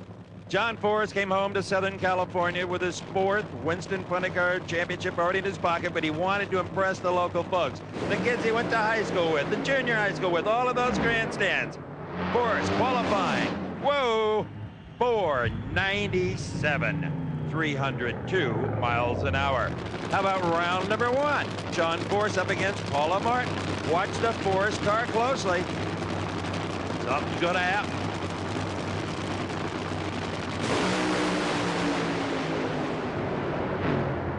Kaboom! An explosion so loud it rocked Forrest to his knees. Davey, what's wrong with you? Whatever it was, they figured it out as Austin Coyle and Bernie Federle and the crew got the Castrol Chevrolet back into performance. He advanced into the semifinals where his opponent would be the surprising Richard Hartman. Hartman had been running well all day long, but not good enough to top a 5:07 at 303.74 miles an hour. Incredible speeds. Then it was the finals. And Forrest was saving the best for last. Up against Cruz Pedregon. Cruz in his 5th consecutive finals. What a great ending to the Larry Minor ownership of the McDonald's team. The crowds in Southern California, they love night racing. They were weaned on it. Pedregon has problems. Forrest thunders to victory, and the world's fastest speed, 303.95 miles per hour for John Forrest. What a way to end 1994. 303. And he ended up on top. His 4th Winston championship. Cruz Pedregon finished second with that late season charge, followed by Hoffman, Etchels, and Spurlock. Top Fuel has never seen a barrage of elapsed times as Shelly Anderson unleashed in Saturday's Budweiser Top Fuel Classic. This was the final round. She had already run 471, 474 for a new national record, and in the final against Corey McClelland, Shelly wins $50,000, 471, a record. We're real happy. This is wonderful. Budweiser, maybe we'll attract a sponsor. Right now, we're not racing next year, so this is real nice. Is there a little home court advantage here? Never. Not when you're racing against these guys, Kenny Bernstein, Eddie Hill, Colettas. No, there's no advantage. If you had been following Winston Championship drag racing during the latter half of the season, you knew the Budweiser King was back. When Kenny and Dale Armstrong got that new chassis from Al Swindle, things definitely took a turn for the better. His opponent at Pomona in the semifinals was Connie Coletta. Watch this one close. The red and white Budweiser King staggered everyone when he ripped off the fastest speed ever, 311 miles an hour with a great 477 to go to the championship round. In the final, Corey McClelland and the other Larry Minor car wanting to salvage at least one victory here for the team owner up against Dale Armstrong, a concerned look on his face. Kenny Bernstein strapped tightly into that cockpit. Dale told us before it's either gonna blow, go, or smoke the tires. Kenny Bernstein ends 1994 at 314 miles an hour. Good God. Kenny Bernstein, you love history, right? How about 314 miles an hour? Oh, man. I can't say enough for Dale Armstrong and the crew, Brooks, the whole guys with the Budweiser King team. I just get to ride in this beautiful machine today, believe me. Now, as a businessman, you're not going to like this part. You just missed 50 grand, but you still ran a 472. Oh, we almost got the 50, didn't we? Sorry, Shelly, but you can sleep good tonight. She got the 50 grand. Final top fuel points, Scott Coletta over Don Perdome, Corey Mack, Connie Coletta, Joe Amato, the top 5. Let's salute all of our professional champions for 1994. David Schultz, nobody beat him. He beat himself with 2 red lights. What a season. Darrell Alderman, pro stock automobile, a 2-year layoff. He was nervous early on, but composed himself to win it for a 3rd time. John Force, for the first time in history, no video of a serious John Force fire. Now that's progress. Scott Coletta, he tricycled 3 cars, ruined a couple of motors, a couple of chassis, and didn't give a damn. Drag Racing 1994 is a presentation of Diamond P Sports.